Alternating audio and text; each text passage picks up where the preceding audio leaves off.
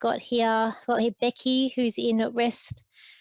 Is it Convenia, California? Covina. So Covina. Hi, Covina, Becky. How are California. you? I'm fine. How are you? I'm good. How can I help you today? I'd like a little insight on what's going on with my health and if I'm going to start to feel better soon. Okay, what's going on with your house? Okay, what's going on with your house? Let's have a look here. Okay, I feel like I do have your grandmother here.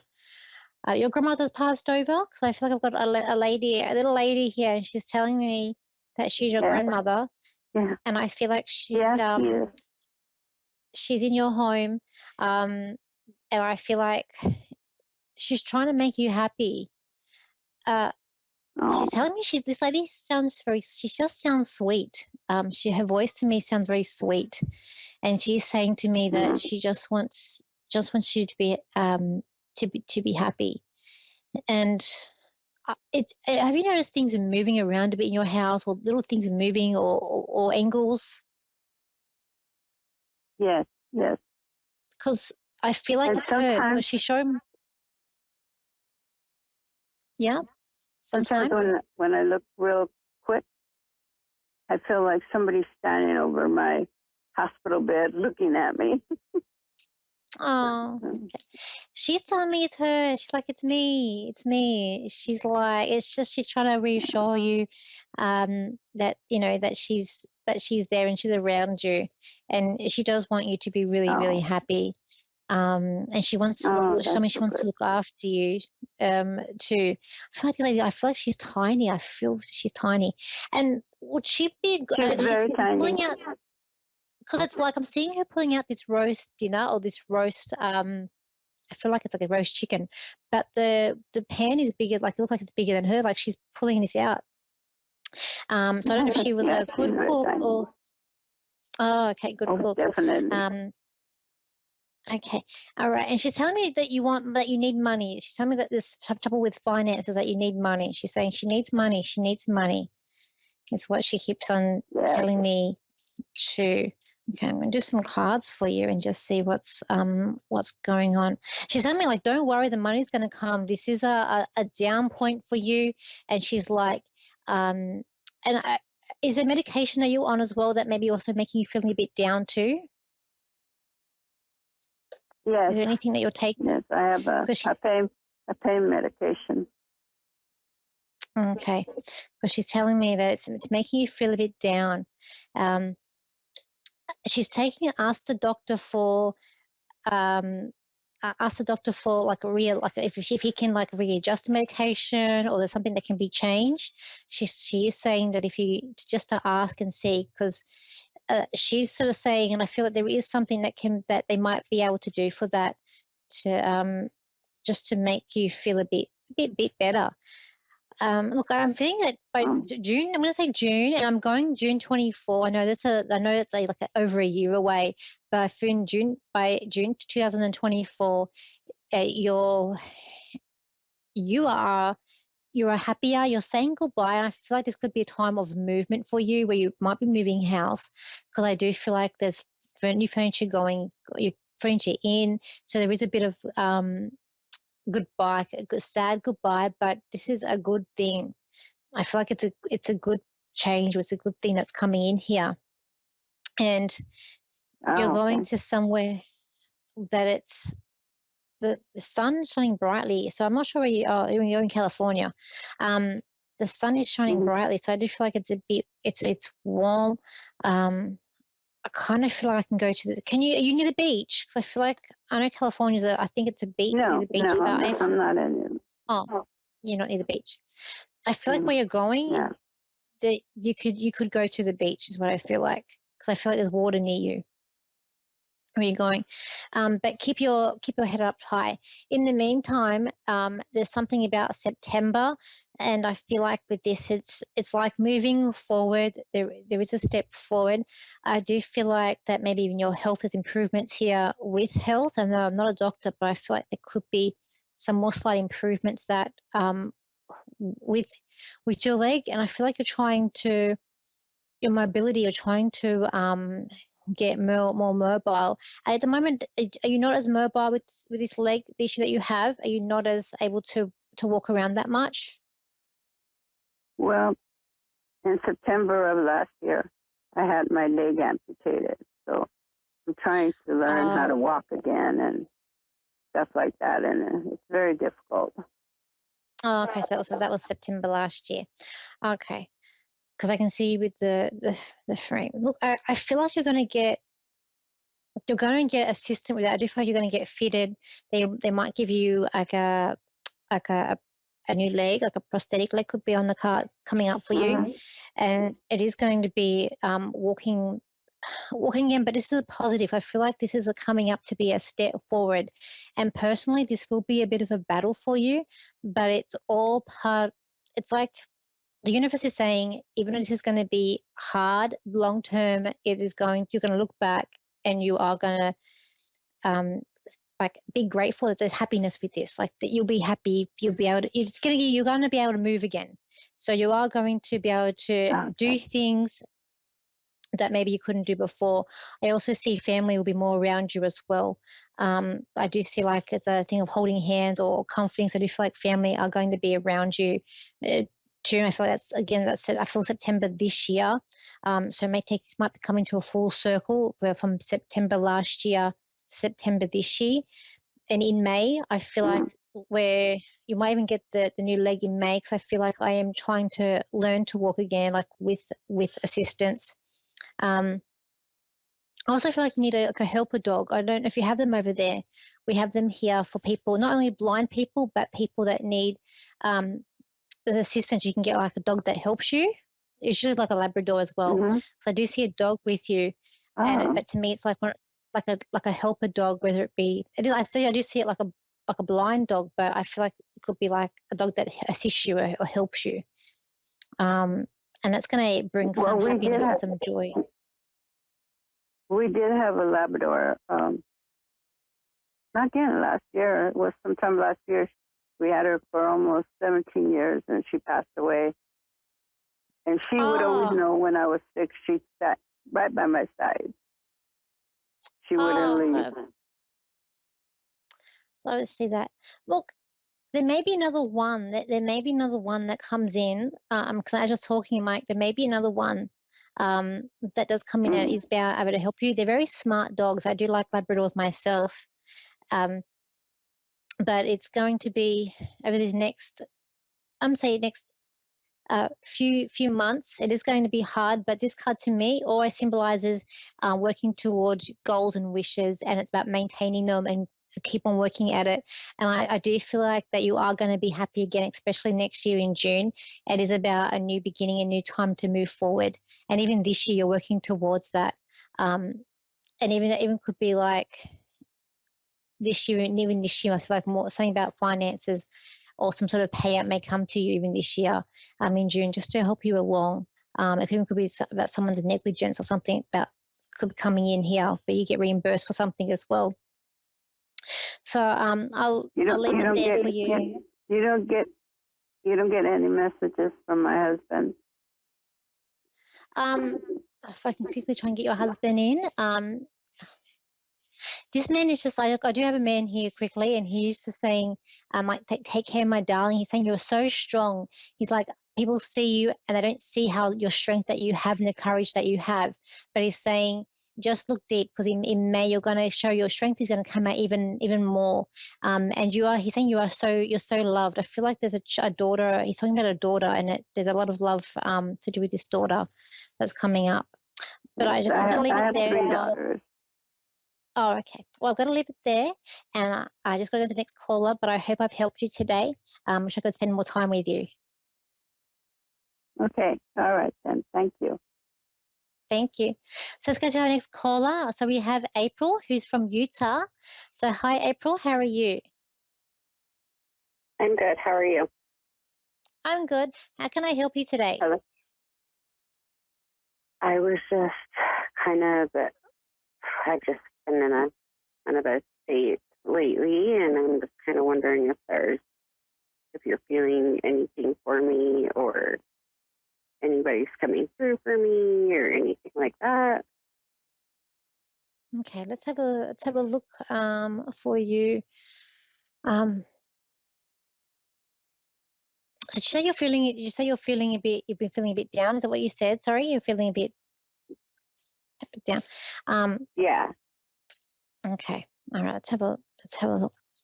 I do feel like I'm not sure if this is you or I feel like it could be someone around you, but I feel like I've got like a reflex, same like a reflex thing with my stomach, like some sort of reflex that's coming up. So I'm not sure if it's you, it's someone around you. Let me just ask for your loved ones to come in. I feel like it's a male because his man's still saying it's me, it's me. So I feel like I have a male here, and he even showed me his stomach. There's something about, I don't know if this man was ill in the stomach when he passed or something to do with his stomach. Like I feel like there's a reflux here with him. When he, like in his stomach? Yeah, stomach. Yeah. Also, He was. okay, cool.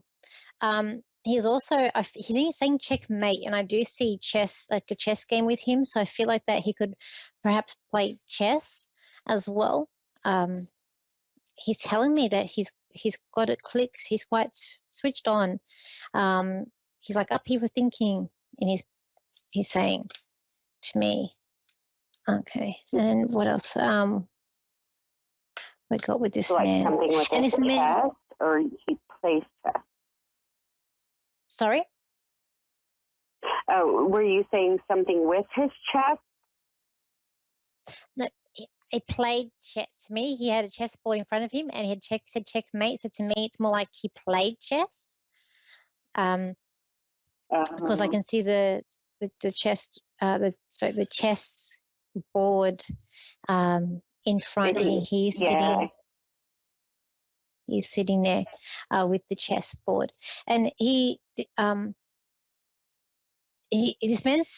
man sends a lot of love to you. He's also very humble as well. I do feel like he spent time in care or in hospital, because I do see there's a hospital gown with him too.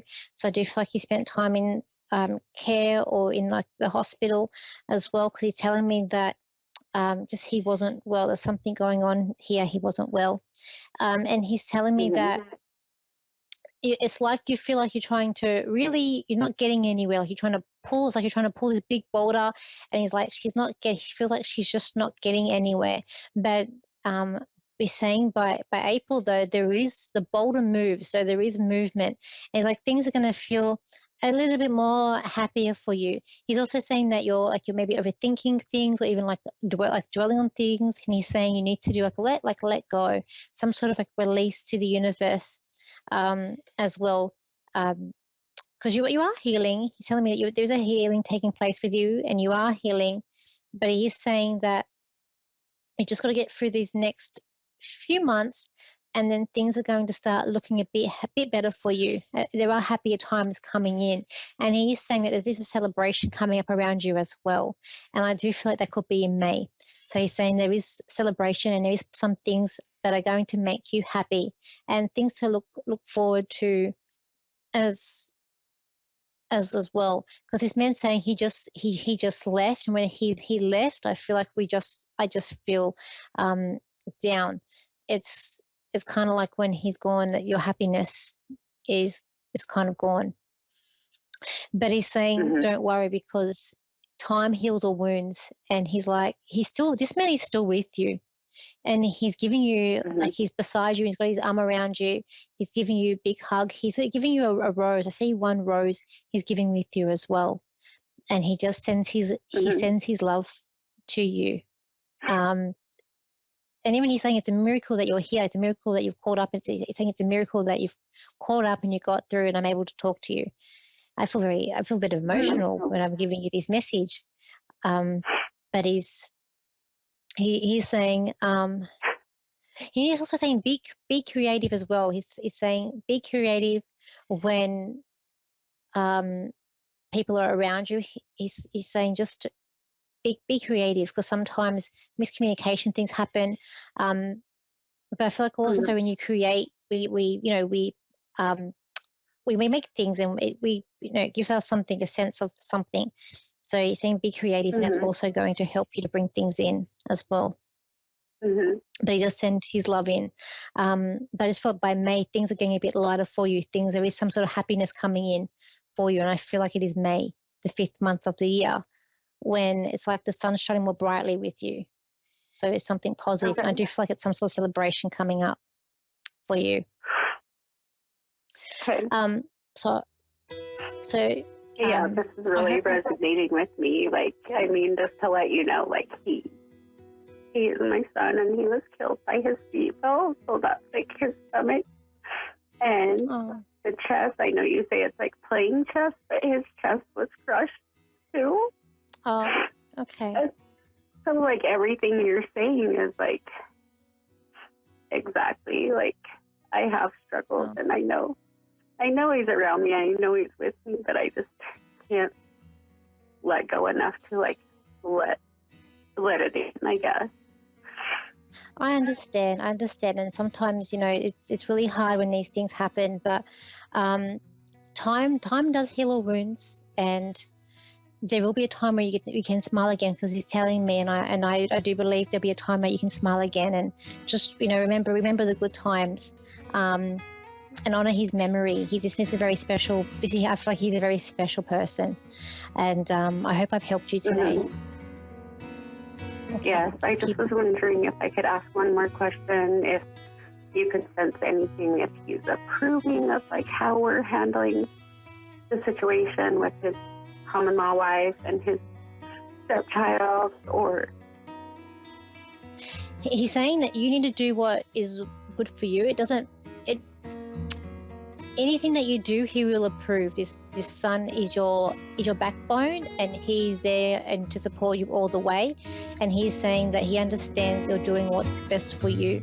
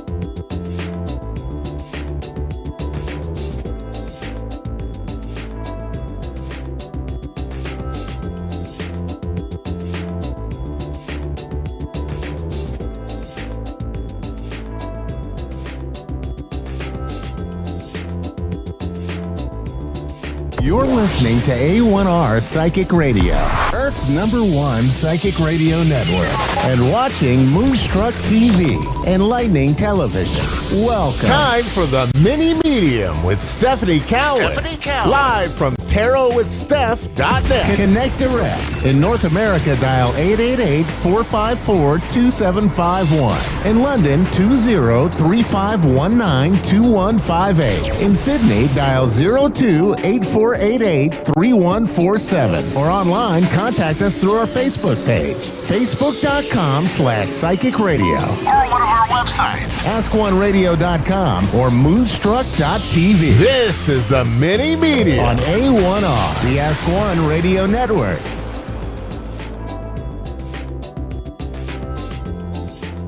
All right. Hello, friends. Happy Wednesday. Happy hump day. I am your mini medium on the A1R Psychic Radio and Moonstruck TV. And I'm losing my voice lately. I am sitting here as I'm getting prepared for my every weekly show, which I absolutely love. I look forward to my Wednesday night. I know it's one of those things where I feel like if you have something in your life that inspires you and excites you, then you just always have something to look forward to, right? So my Wednesday nights are my favorite. Here at 6 p.m. Mountain Time, we went through the whole daylight savings where we had to spring ahead an hour. And I'm good with it. I feel like a lot of people that go through the daylight saving hour loss, it can be very draining, which I feel like, that even 1 hour of sleep is so important. But anyway, it's been good for me. I love more sun, and the daylight is definitely my friend. So couple things that I'm excited for. So today is very lucky numbers for me. So the 22nd is one of my favorite numbers. And Friday, I had to think what day it was. Friday the 24th is my 3-year celebration, if you will, of coming out of the broom closet, as I call it, and really just sharing my gifts. So March 24th of 2020 is when I decided that I wanted to do something that I was excited and passionate about. And I decided to share my gifts. And I have not looked back since. So it's been a blessing. I've met so many amazing people and got to have some amazing connections all over the world now. So anyway, so happy anniversary to me on Friday for deciding to really come out of a secret, I guess, if you will, comfort zone. And I feel incredibly blessed. I can't believe it's been 3 years though. So time is flying. So we're gonna let's see. We're gonna start out as usual with this week's affirmation, and in celebration of, and actually I've been drawn to the number 24 lately. So there's a reason for it, not just because of the anniversary, but 24 just today has been really strong. So we're going to use that 24. And I've been trying to count these out before I came on to do my show. But I forgot today. So 17, 18, 19, 21. Okay. Beautiful. Okay. All right. So the 24th card is how I connect with the affirmation for this week. And the affirmation, just for those who are not familiar with what an affirmation is, the best way I put this is it is a message, usually a sentence or maybe a couple that is from the universe to yourself. So the universe is saying, or your affirmation or promise to yourself, it says, even when things aren't perfect or don't seem to be working out, I choose to trust in life. I love this one for many reasons. If you look at, so recently, probably, what was it, 2 days ago, my Instagram was hacked, and it has been crazy trying to get that figured out. Now I'm going to probably have to start a new Instagram, which, okay, it's not the end of the world, right? So when things aren't working out, right, or they're not perfect, I just choose to trust in life and trust that everything happens for a reason. And there's got to be a reason why my Instagram probably won't be able to be back up and going. However, I literally just talked to my husband about changing and streamlining my name with all of my social media stuff, and streamlining it to be the mini medium, and then of course at the end be psychic medium Stephanie. So um, yeah, so maybe that's the reason. I don't know, but I choose to trust in life. I choose to trust that it was supposed to be that way. So I hope for whoever's listening that you all can also find peace in even the difficult days, and just trust that it'll all work out. It'll all work out. All right. Okay. Well, I am ready for my first caller, and I love this name. This is Jade from Australia. Hi, Jade. Hi, How are you? I'm good, thank you. I'm excited. Oh, well, good. I'm excited to meet you. I every time I see Australia, I get excited just to hear your voice. I just your the accent, your accent, it makes me so happy. So um and your name, Jade, ironically, is one of my favorite stones. So I yeah, I love it. I love the name. Um, Thanks, all right, my yes, you're welcome. All right, my friend, how thank can I you. help you today? I'm actually going back and forth thinking, what's my question? I've got like three in my mind, and I feel like two of them are really basic, and then I've got, do you do mediumship as well? Yes, I do. Is that right? All Yes. right. So I'm not sure whether to go with I'm not, because I've been at home with raising my kids and stuff, and it's time that I start getting back into the workforce, which I am at the moment. But I'm just wondering, am I on the right career path, I guess?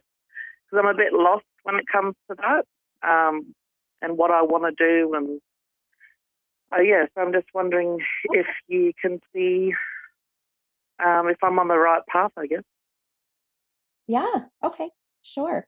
No, I'm a firm believer, as I said earlier, about everything happening for a reason. And um, even my affirmation, it really does, in my opinion, it really meshes and makes sense even with what your question is. And being that, when our job is not perfect, or things aren't working the way we want them to within our career, and we're feeling a bit lost, we just have to choose to trust in life, right? Yeah, Trusting, yeah, and that's the hardest part, is trust. I feel like we just, our human side of us puts up this protective guard, and the trust is just something that definitely has to be earned.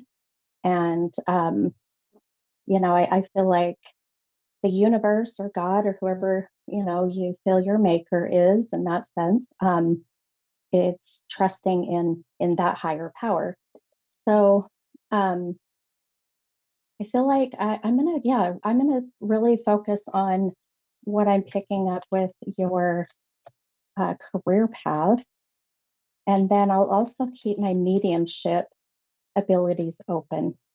And that way, if you do have any loved ones on the other side, then I'm ready and available. So, Yeah, okay. perfect.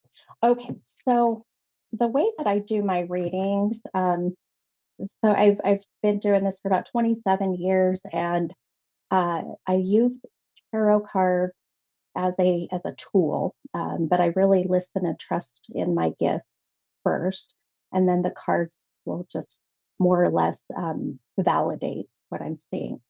And the first thing, as I'm focusing on you and your career, and then I pull this card, which is absolutely beautiful. I'll show it on my screen here, so if anyone watches on the live, but it's the Four of Coins. And if that couldn't be a perfect card for you right now, especially with money, finances with your job, it's a perfect card for you. So a coin is something of value to you. So that can be whatever you find of value, whether it's food and clothing and water, your family, your health, your job. And so I feel a lot of what I see with your current job, but I do feel what you're doing now is just a job. I don't feel this is a career. Is that correct? Yeah. Yes. Okay. Okay. I feel that this, it brings in the paycheck, pays, the bills, support you, the family.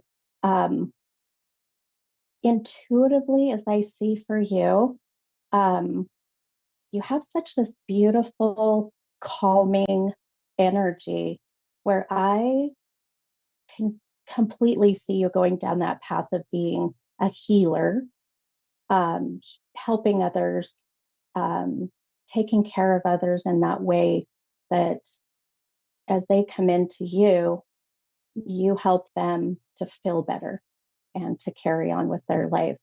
Um, I don't feel like you like to be put out in the open to be recognized, though. So, do you like to be behind the scenes? Yeah. Okay. That's a perfect way to put it. Yes. Okay. Beautiful. So you're what I call a silent healer, which really is I want to help others, but I don't want to really be recognized. I'm gonna kind of just sit back and do this. And I've been so drawn to you. Even I'm gonna tell you, this is really um, even down that road of helping children, especially a certain age group. And I can't quite get away from that. So, um, even a teacher in that sense of teaching others, um, you do have that very beautiful healer, but also such a calming voice that you can help others. Um, in about 4 months, um, so that puts us at about July. I really do feel like I see you starting to open up new doors to new changes for your actual career, not just a job. All right. I do I do see this requiring some training, some schooling. Um, so it's going to have you juggling some schedules, my friend. Yeah. But what's great is that at the end of the day, it's going to give you that satisfaction, and it's going to fill up that soulful cup that I feel at the moment is empty. And that's really why you're feeling lost, Um, I'll tell you one more thing here too, and I know I've got another caller waiting, but I do want to tell you that uh, there, boy, you've got a very strong sister-like female, obviously, that is on the other side that I feel very strong. And it's interesting because her messages or her energy right now is very reluctant to step forward for whatever reason. Um, have you lost a really close friend or a sister? Not a sister, not blood relation, but someone like like big sisters. Yeah. Right. Actually, Yeah. there's probably a couple. There's probably a couple. Yeah. And that's probably why when I feel their energy, it's so strong. But and I feel like maybe the hesitancy to step forward is not that they don't want to come forward for you, but I feel like they're funny because I feel both of them are like, oh my gosh, we don't want to be on the radio. We don't we don't want to, they're just kind of a little reserved, I guess. Um, but the main message I would say that I'm picking up from both of them is I just keep hearing them say, what an amazing and strong soul that you are, and how wonderful of a love that you have for many, and including them. And they're just validating that healing energy that I have coming from you. So, and one last thing, really quick, Jade, I'm completely blown away just right now. I just saw that the card I pulled for you is the color green. It's all green. That's my favorite color. It is mine my favorite too. Color. Purple. Yep, purple and green. And the card we pulled for you it's a beautiful, beautiful green. So I feel like that's just an even more validated sign for you, for sure. But so I say just know that I do feel that in about 4 months, keep your eyes open to the idea of helping others, and you'll find your path. I can feel it. You're very determined. Thank you. Yes. Thank you. Yes. Can I ask one question? So my dad passed away a few years ago, and I'm just wondering, is there a reason why maybe because I've tried to somewhat give him a chance to reach out in these kind of opportunities, and he doesn't ever seem to want to, I guess, have a message or anything like that. We had a little bit of a strained relationship. And, yes, I'm just wondering, is there a reason that maybe he doesn't come forward when I look for him? Yeah, I've experienced when I have clients come to me and ask the same question. You're not alone in that aspect. Of course, your loved ones are with you. They're watching over and guiding and protecting. I feel that it's like the way I explain it, Jade, it's like watching water boil. If you sit and watch water boil, it's not going to happen, right? Just trusting, going back to that trust again, and knowing that he is with you. And when it's the time, he'll come through. He'll give you messages. And I feel like he already is. It's just we always set our mind to looking for certain things. And if we don't see those certain things, then we feel like they're not there, you know. But I wasn't invited to his funeral a few years ago when he passed 3 years ago, and it's just been sort of a struggle to, I feel like I'm also going through like a trauma because there's no closure, there's no nothing. So I was just hoping that, eventually, but like you said, I just got to be patient, and hopefully I get that message from him soon. Yeah. Well, it's been a pleasure to talk to you and do this reading for you. And I'm going to hop and grab my next caller. But you have a wonderful, wonderful night. And I wish you so much luck in your journey this year. Thank you. Thank you. Have a great night. Bye-bye. Okay. Do we have time for Anita in Canada? Oh, okay. All right. No worries. Boy, I tell you, I could probably, seriously, I laugh. I could probably have like a 2-hour show of how much I love and passionate about what I do and sharing. When information starts to download, as we call it, it is just overwhelming information, and you just want to share. And man, I love it. I love having just, however many minutes, 10, 12 minutes to connect with callers that call in and to trust, right? To trust me. And that's so big for me. So I love it. All right. We have Anita from Canada. Hi, Anita. Hi. How are you? I'm doing well, thank you. How are you? I'm good. I'm good. I know that we've got a few minutes here, but I would love to help you with whatever it is you're looking for, my friend. Well, I am looking for, just wondering what Spirit has in line. I have a few projects on the horizon, and I'm just wondering if there's anything extra that I should do to see it through fruition. Oh, okay. Oh, I love that. I love that. Okay. Well, as you've been talking, I decided to count out my cards. 24 has been my number today, so 2 and 4. So keep that number in mind because there's always a reason. And I pulled the 24th card, and in this beautiful chakra deck that I have, we pulled the moon card for you. If that is not a more perfect card, it makes me so happy to see. Now, some of the things I'm seeing for you, for things to really come to fruition, is taking a moment to just breathe, to just breathe. Boy, you are a go-getter, and I love it. I can feel it. And I feel sometimes when we get in that go-getter energy, if you will, we forget to just take a minute and just breathe and take it all in.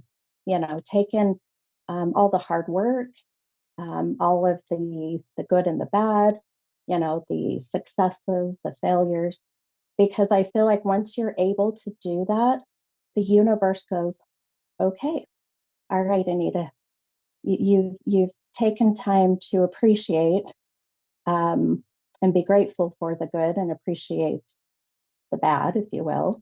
And then I feel the universe starts to make things fall into place. I'm a Gemini, and my Gemini mind goes 100 miles a minute. And so I have to find my center and get grounded so that I can feel like I'm not trying to do 20 million things at once and just enjoy each project or whatever, each reading that I do. Um, so I feel one of the things too, do you journal? Do you write and journal? I'm I'm actually creating a shadow work journal for one of my retreats. Oh my gosh. Okay. Oh, you just gave me goosebumps. I love this. Okay. Oh, look at our good connection. You gave me goosies. And that's exactly what I'm telling you, right? Is focusing on our shadow work, right? And shadow work is very beautiful. And this just blows me away. I just got done watching a little I guess, documentary about a gentleman that does shadow work. He's not a light worker, he does shadow work. And no coincidence, I just saw this, and then we're having this conversation. And he talks about how that our shadow work, we need to acknowledge it and we need to befriend it. And I just sat there and thought, oh my gosh, he's right. Because we fear the darkness, we fear the shadow. And once you can befriend that shadow, then it, meaning the shadow work, whatever it may be, feels welcomed and understood. And then we start to evolve. Absolutely. Isn't it? Oh my gosh, I love it. I just did a retreat about 2 weeks ago here in Utah, a 2-week retreat, and with an all women's retreat. And I'll tell you, the people that the women or whoever that puts these things together are angels. So thank you for what you do. I don't think you guys realize how impactful and powerful that you are and what you gift so many people. Yeah, take some time to just keep journaling. Thank you so much. Yeah.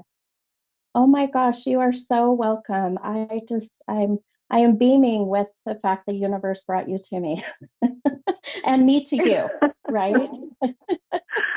Well, Oh, I just beautiful. think because people so often go through trauma and tragedy, and it affects them in such a way. But we are here for 3 reasons: to learn, teach, and heal. To learn the lessons, our life lessons, to heal from them, and to teach them when people come in at the same level as you were when you began your journey. Absolutely right. Absolutely. And I know I'm down to like 30 seconds. So I just want to tell you, thank you so much for your being on my show and trusting me to help you. And I wish you so much love and light as you continue your journey throughout. Okay. Thank you so much, received and returned, and blessings today, tomorrow, and always for all. Thank you. Thank you. All right. Bye-bye, hun. All right, friends. Thank you so much. What a fun show tonight. What a great start of the Wednesday night. I will see you guys next Wednesday. Bye, guys.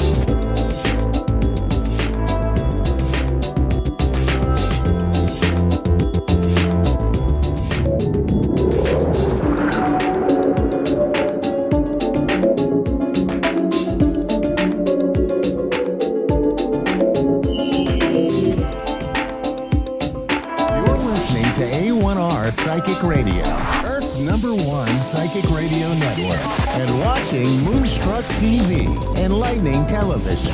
Welcome. Time for Psychic Paths with Suzanne Marie. Live from PsychicPaths.com. Connect direct. In North America, dial 888-454-2751. In London, 20-3519-2158. In Sydney, dial 02-8488-3147. Or online, contact us through our Facebook page, facebook.com/Psychic Radio. Or one of our websites, AskOneRadio.com or Moonstruck.tv. This is Psychic Paths on A1R, the Ask One Radio Network. Hello, everyone. Welcome to Psychic Paths. I am Suzanne Marie, and this is A1R Psychic Radio. How is everyone tonight? I certainly do love Wednesdays. I am so thankful for all the beautiful souls that I get to connect with and get to know better. And it's just been a wonderful, wonderful journey into this, and especially with A1R Psychic Radio. So welcome. I hope that everyone is feeling loved and safe and comforted by those that love them. So I'm a clairvoyant and a light trance medium, and I'm here to do readings. I really, really, that's my passion, and I really love doing them. So this is what we do, and this is why we're here. So if anyone wants to reading, please call in, and I will do my very, very best. We are in Aquarius season, which is the season of change, and it's kind of constant change. So it's a continual change. And then we'll go right into Pisces, which is dreams and aspirations. And so it's a very, very good time for me to be here and be able to do the readings. So yeah, I am in Minnesota. It is the dead of winter. So if anyone has any sunshine going on, please send it our way. We would enjoy it. Um, so yeah, and you can reach me if you enjoy the reading and would want one of your own. You can reach me at readingsbysuzanne@gmail.com. Thank you so much. Margaret from South Australia. Hello.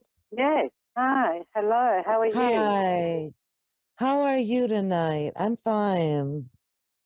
I'm well, thank you. Today is a beautiful hot day here in Australia. We're going through our summer and our heat wave. Very hot summers in the south of Australia. I hope I can pick some of that up for the winter here. It's it's like 13 inches of snow outside. So wow. Well, I haven't it's been kind here of in extreme. years. I know, absolutely, absolutely. What can I help with tonight? Look, Suzanne, there are several issues. One of them is my family, my brother. It's got to do with my mother's passing, inheritance. I'm not sure where this is going. Okay, let me take a look and see what Spirit says, okay?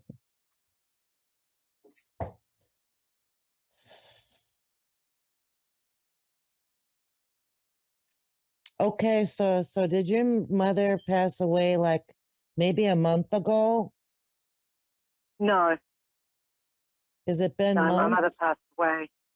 No, my mother passed away a long, long time ago.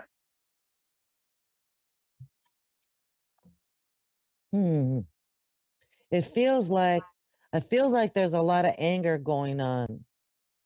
I feel a lot of frustration and anger. And I was picking up your mom, but she was making it seem like, oh, I just got here. So that's why I had to ask. So has your brother always been quick-tempered?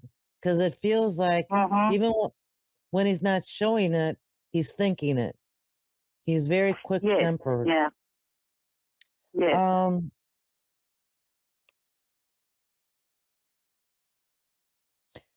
Your mom is showing me that he's too reckless. He's reckless also. Not quite seeing what he takes care of. Everything is quick and impulsive is what I'm picking up.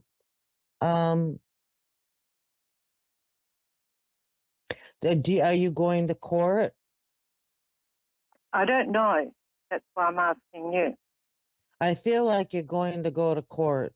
I feel like there's going to be someone to mediate what's going on with all of this. And I think it needs to be, because I don't think that you can meet a common ground with your brother. Yes, I but I don't think that he can handle it either, because I feel he has a lot of health issues. But go ahead. Yeah. Well, my mother died 6 years ago in March. My brother is a lawyer. He became the executor, the beneficiary. He took everything he wanted and only gave me what he wanted. Now he's expecting me to. He's saying that I owe money from my mother's estate, which is not true. And I do have a legal document, but he's one of these narcissists that he thinks he said nobody can beat me, nobody can win me, not even God can take me down. That kind of man. Right. That's what I was sensing. Yeah. That's what I've had a lot of therapy. I'm sorry. I'm sensing that only a mediator can deal with him. Someone that isn't involved. And I feel like he will be shut down. He will be shut down? Yes. He will be told to step back.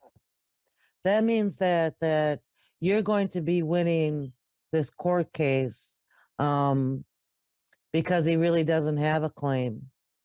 This is all nonsense. This is air. This is a lot of hot air. Yes, but what he's done is he's how is the word? When you're a lawyer and you do things, you put things in company names and he's unethical. What he did is I call it unethical. Yes, unethical. What he did is he used all my mother's assets to build his little empire and left me with virtually 10%, 10% which I've been, it's been very difficult, and he's been blackmailing me for 6 years. So my mother... Go ahead, honey. Oh, no, and I'm just saying I'm sick of it. It's caused me health issues. Just wondering, my mother's got a deed of release. Now he wants to see the discovery note, but he cannot do it without he himself getting a lawyer. And I'm scared because he's powerful. He's got money. I don't have that much money to beat him in the legal system. But my lawyers are also forensic lawyers, and they can smell a rat. And that means that my mother's whole estate will come into this situation, and he could very well have to give me something more. That's what I'm picking up. I'm picking up that you have the truth, and that's what's going to win out on this. And I feel like his personality isn't going to do him any favors when he's the one in court. I do see a really good judgment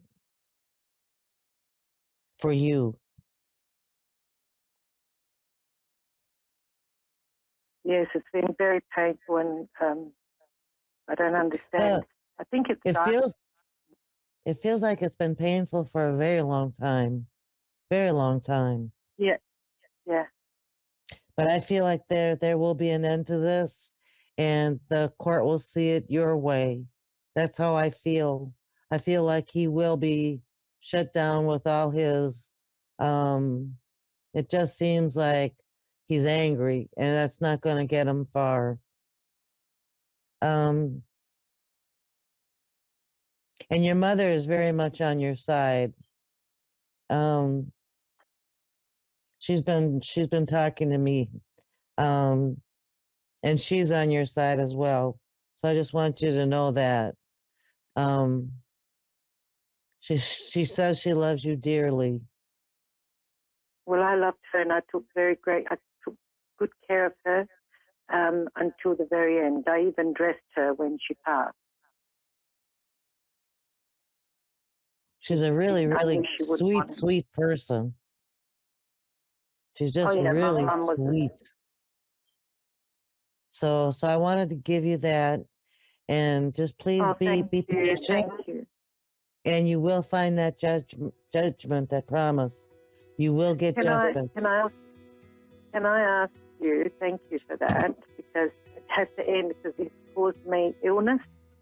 And I'm fortunate that I'm here, but I'm strong, and I need this. I need this because man's created fear in my life. I'm getting therapy, but thank you for that. I appreciate it. Look, I've been on my own for a very, very long time. Will I ever meet anyone in this lifetime? Will there be anyone for me? I feel like it. I feel like that it will have something to do with your health. So you may meet him in a medical situation, like a clinic or something. But I do feel like that will be sometime in the summer. The meeting will be this summer. I do have to go, but thank you so much for allowing me to share with you tonight. Thank you. Thank you very much. I really, really appreciate it. So my health is good. I just wanted to know that. My health okay? Yes. Thank you. Thank you, Suzanne. Very, very appreciative. You have a beautiful day, okay? Thank you, Suzanne. Much appreciated.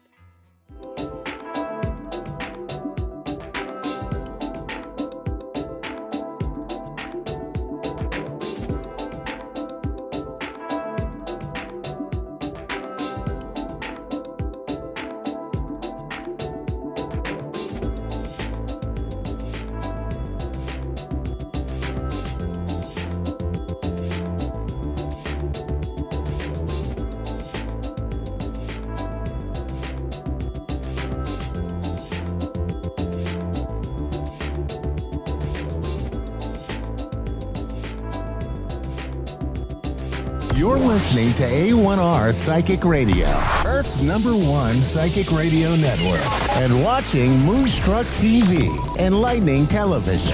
Welcome. Time for the Cowtown Medium with Kathleen Hart.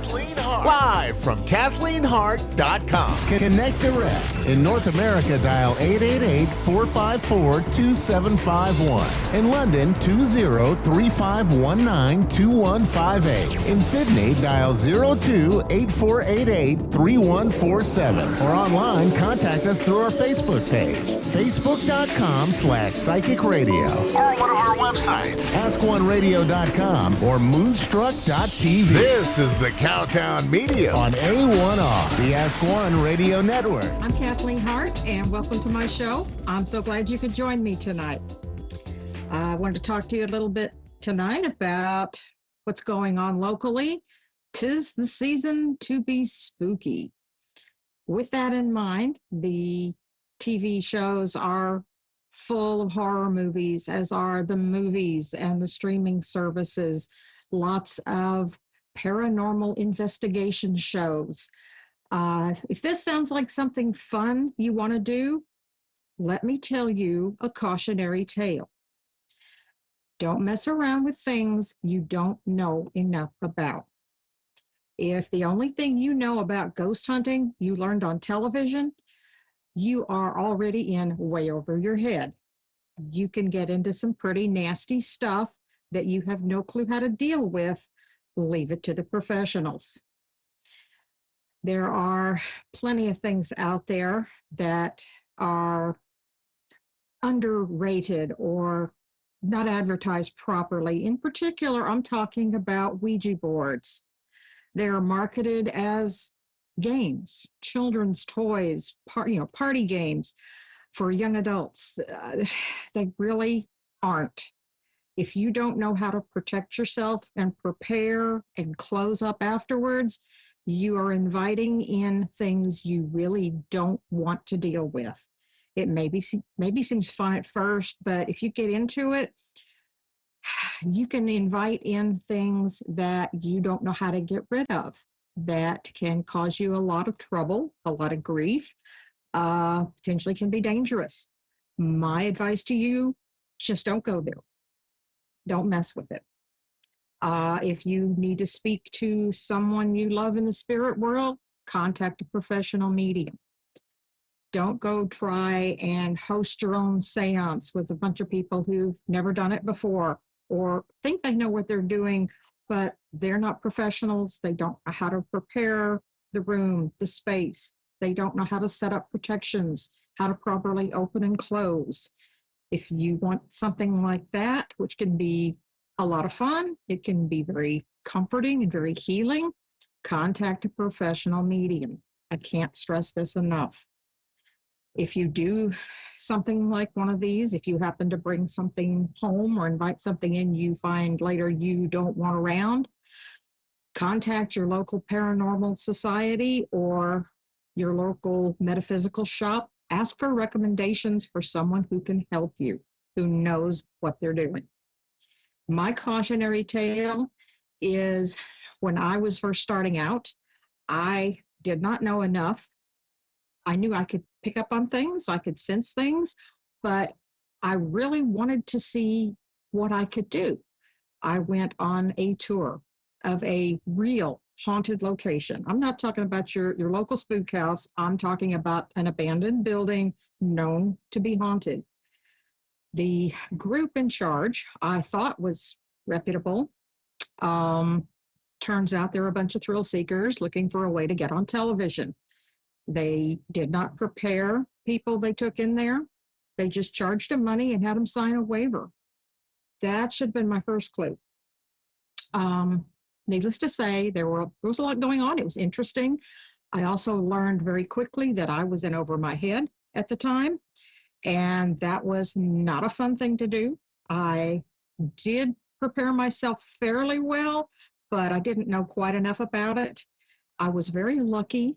Nothing followed me home, but it would have been very quick and easy for that to have happened. And I did get some advice afterward on what to do, which I'm very glad I did, but I would not recommend that kind of thing to anyone else. It's just too dangerous. All right, I will get on with our caller. Dave, do we have a caller tonight? Katie? Yep, that's me. Hi there.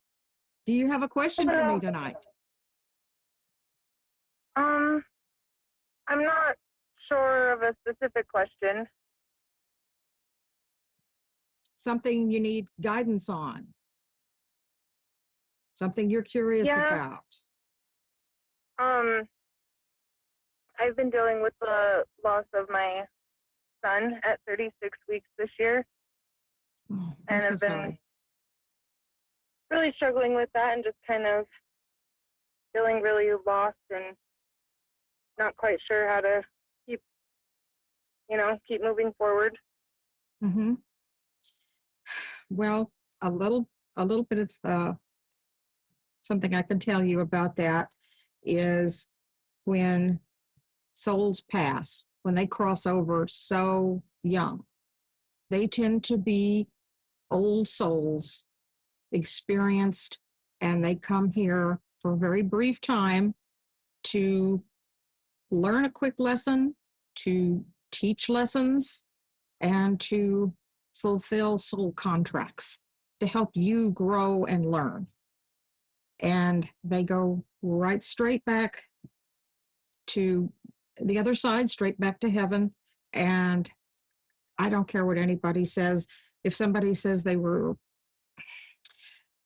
if they weren't baptized, that they don't go back there, I do not believe that personally. I have heard from too many souls on the other side that passed very young that's where they go. That's where they all go. So don't fret over that. You can talk to this child anytime you feel the need. They can hear you. They're there watching over you. And there are a number, there are a lot of good mediums that can bring through those young souls to give messages to you. I have personal experience with this, and I find it is very comforting. They typically do not want you to grieve for them. They were here for a short time by choice, and usually to help teach a lesson of some sort. Does that make sense to you? Yes, ma'am. Anything else? Oh, that's mainly my issue, I guess, right now. Mm-hmm. Well, take comfort in knowing you can talk to the soul. You can get messages from the soul. Not every medium I've met brings through the younger ones. Some aren't prepared for that.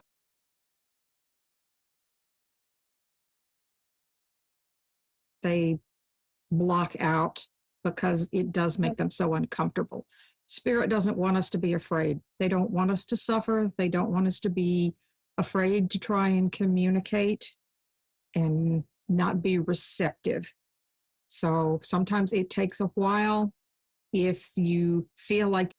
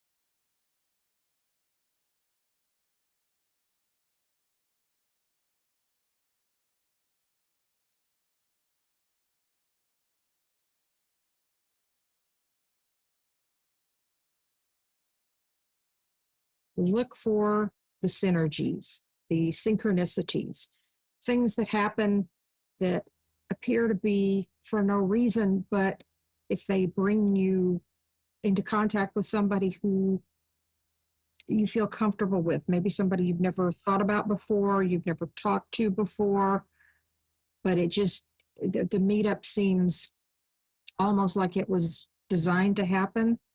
Let it happen. Take advantage of those situations because there could be a message in that for you. Definitely focus on self-care and give yourself time to grieve. It takes as long as it takes. Don't let anybody tell you, oh, you should be over that by now.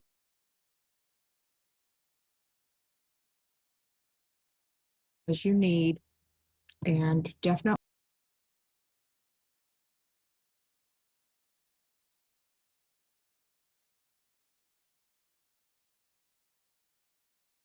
because that doesn't help anything. Yes, ma'am. Just focus on being your authentic self and look for the good things in life that cheer you up, that bring you joy, and pursue those. If you're living in fear, you're living in the past, you need to let go of that. And in moving forward, move towards your joy. What makes your heart sing? Look for those things. It will help a great deal. And don't let anybody else drag you down. You don't need that right now. Does that make sense to you? Yes, ma'am. Okay. Well, don't be afraid to explore new things, because just go where your heart leads you. You never know what you'll find next, but it's going to be great. Things will get better. Pray. Thank you so much. Eat healthy. Rest up. Take care of yourself. Wishing you all the best. Take care.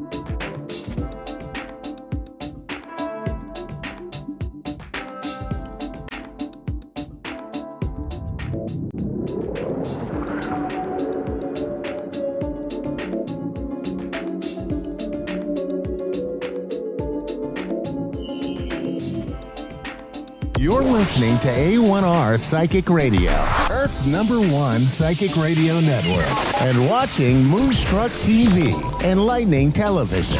Welcome. Time for New York City Celebrity Psychic with Perry Lyons. Perry Lyons. Live from PerryLyonsBrilliance.wixsite.com/Perry Lyons. Connect direct. In North America, dial 888-454-2751. In London, 20-3519-2158. In Sydney, dial 02-8488-3147. Or online, contact us through our Facebook page, facebook.com/psychic radio. Or one of our websites, askoneradio.com or moonstruck.tv. This is New York City Celebrity Psychic on A1R, the Ask One Radio Network.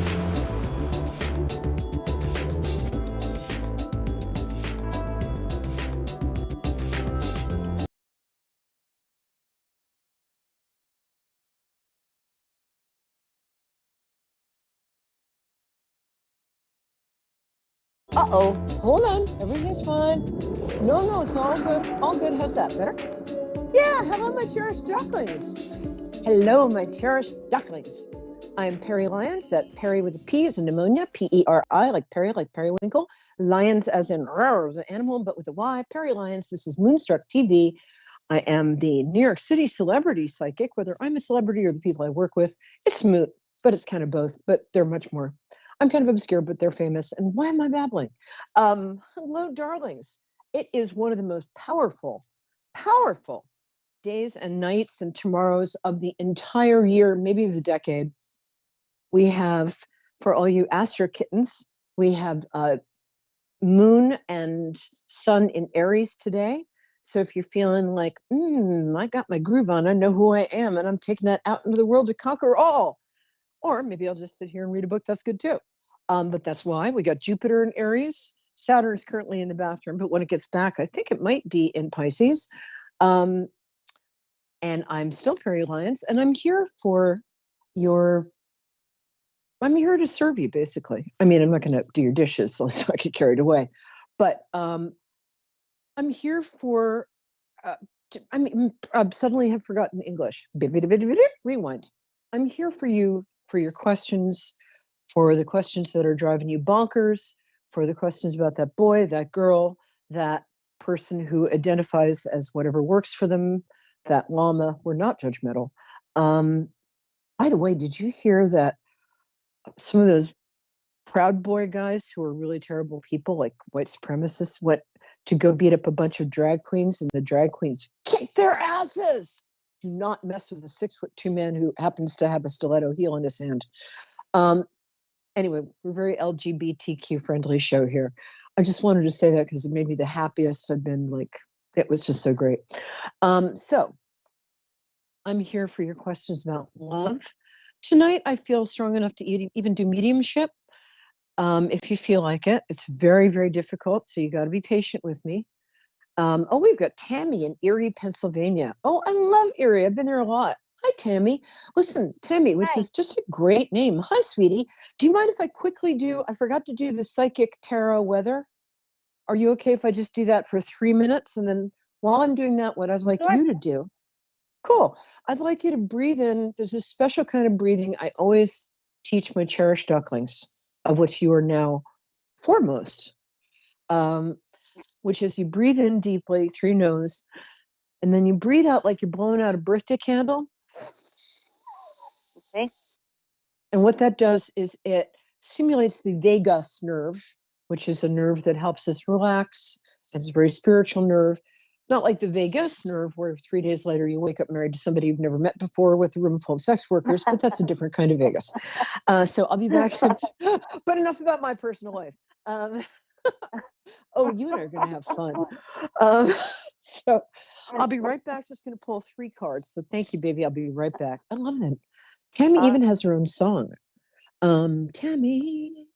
Okay, guys. So right now I'm going to do something we do every week, which is the psychic weather, which is just like regular weather, except less damaging to crops.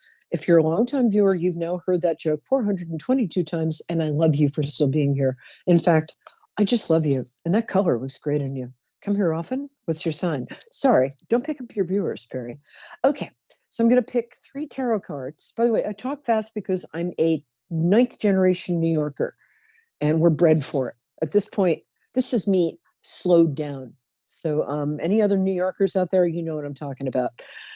Okay, so I'm going to pick 3 tarot cards randomly. I'm not going to look, not like other tarot readers I could mention. Well, actually, I don't know who does that, but maybe nobody does. The first card is going to be about the beginning of the week for everybody. If you're tuned in, this is for you. The second card is going to be about the middle of the week. I think you're catching on. The third card is going to be some influences about the end of the week.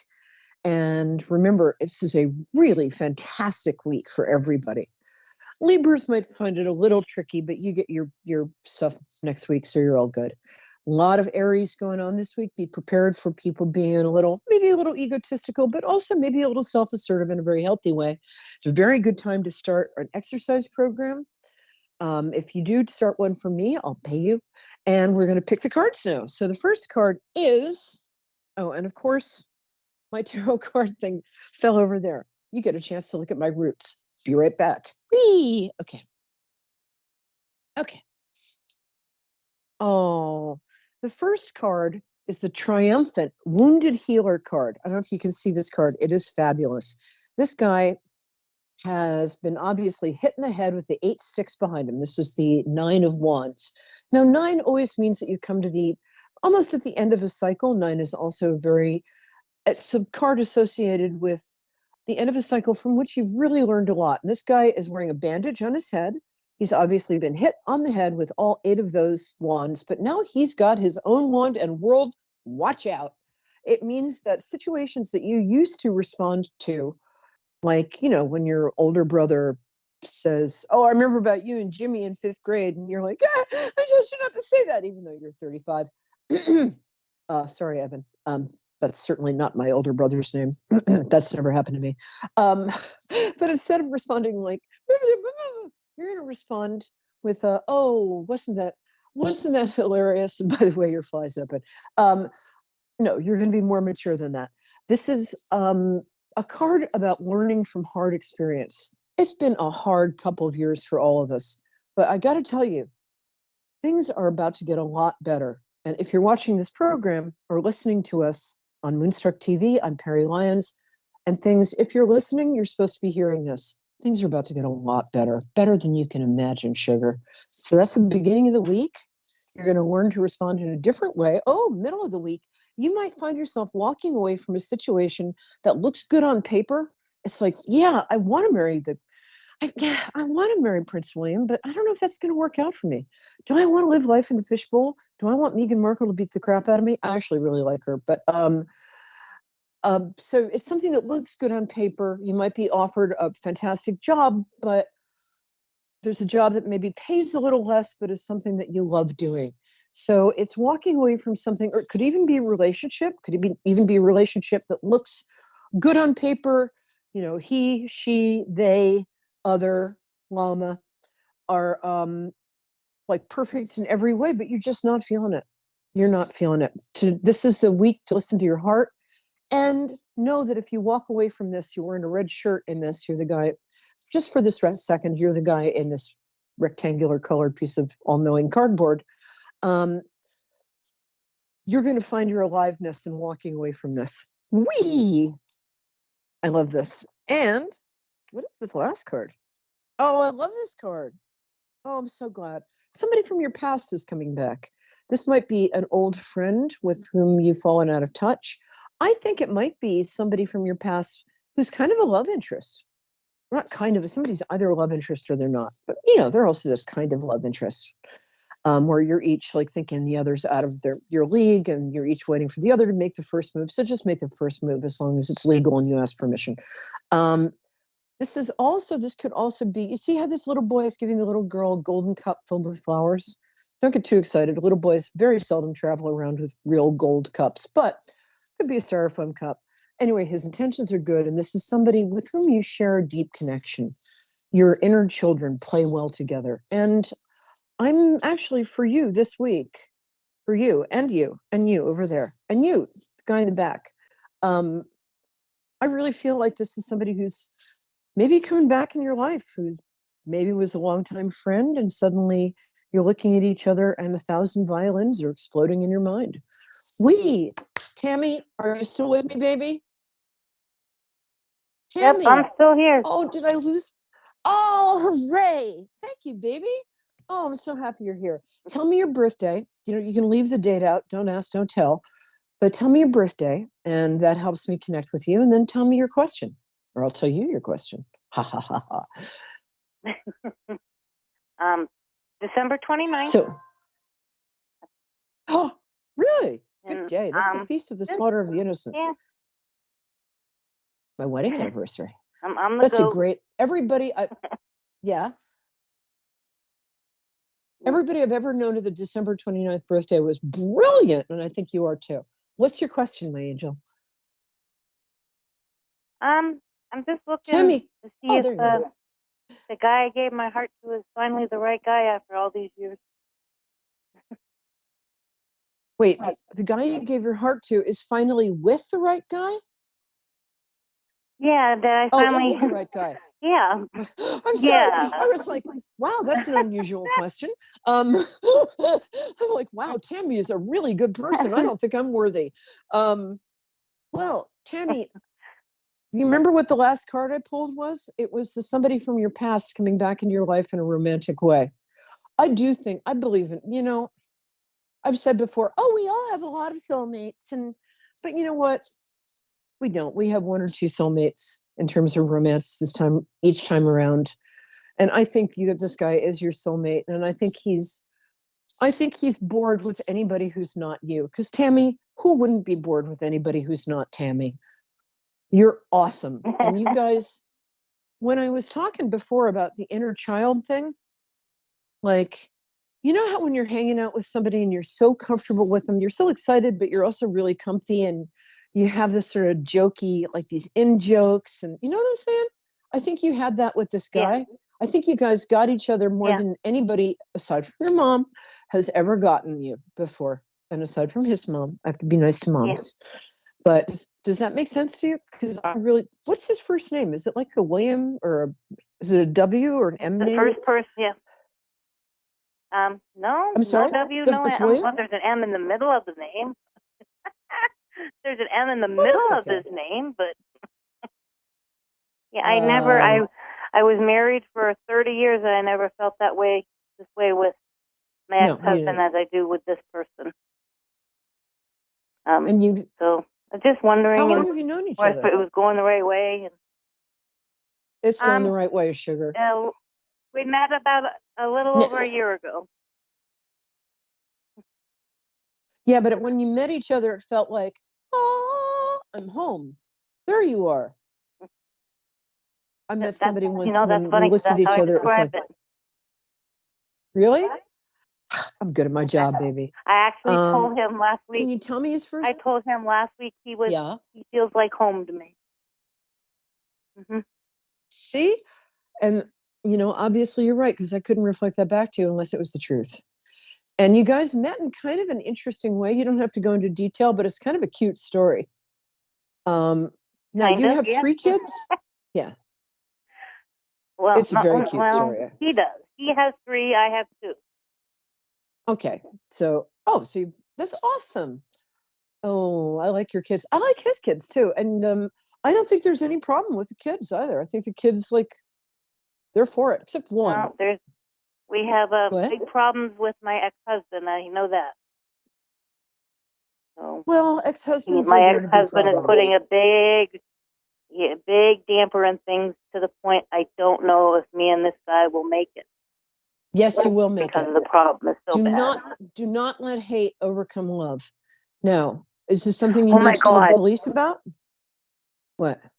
Well, yes, the police are involved, but that is my number one rule in my house that I've raised my children, and it's always been let your love be bigger than your hate. That is the number one rule in my house, and you just said that.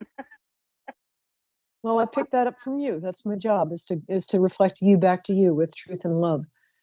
And I wish you lived closer. I want to take you out for a glass of wine, and you're awesome. I really like you. I get the best people glass of wine. I live in wine country. I live in wine country. I say Erie, but I live in Northeast. You know where they make Welch's grape juice and jelly and all the wines. I live there. Yeah. That's so cool. So I'm Northeast too. We'll have to go get some grape juice. Okay, baby. So here's we'll go on the wine tour. So take a bus.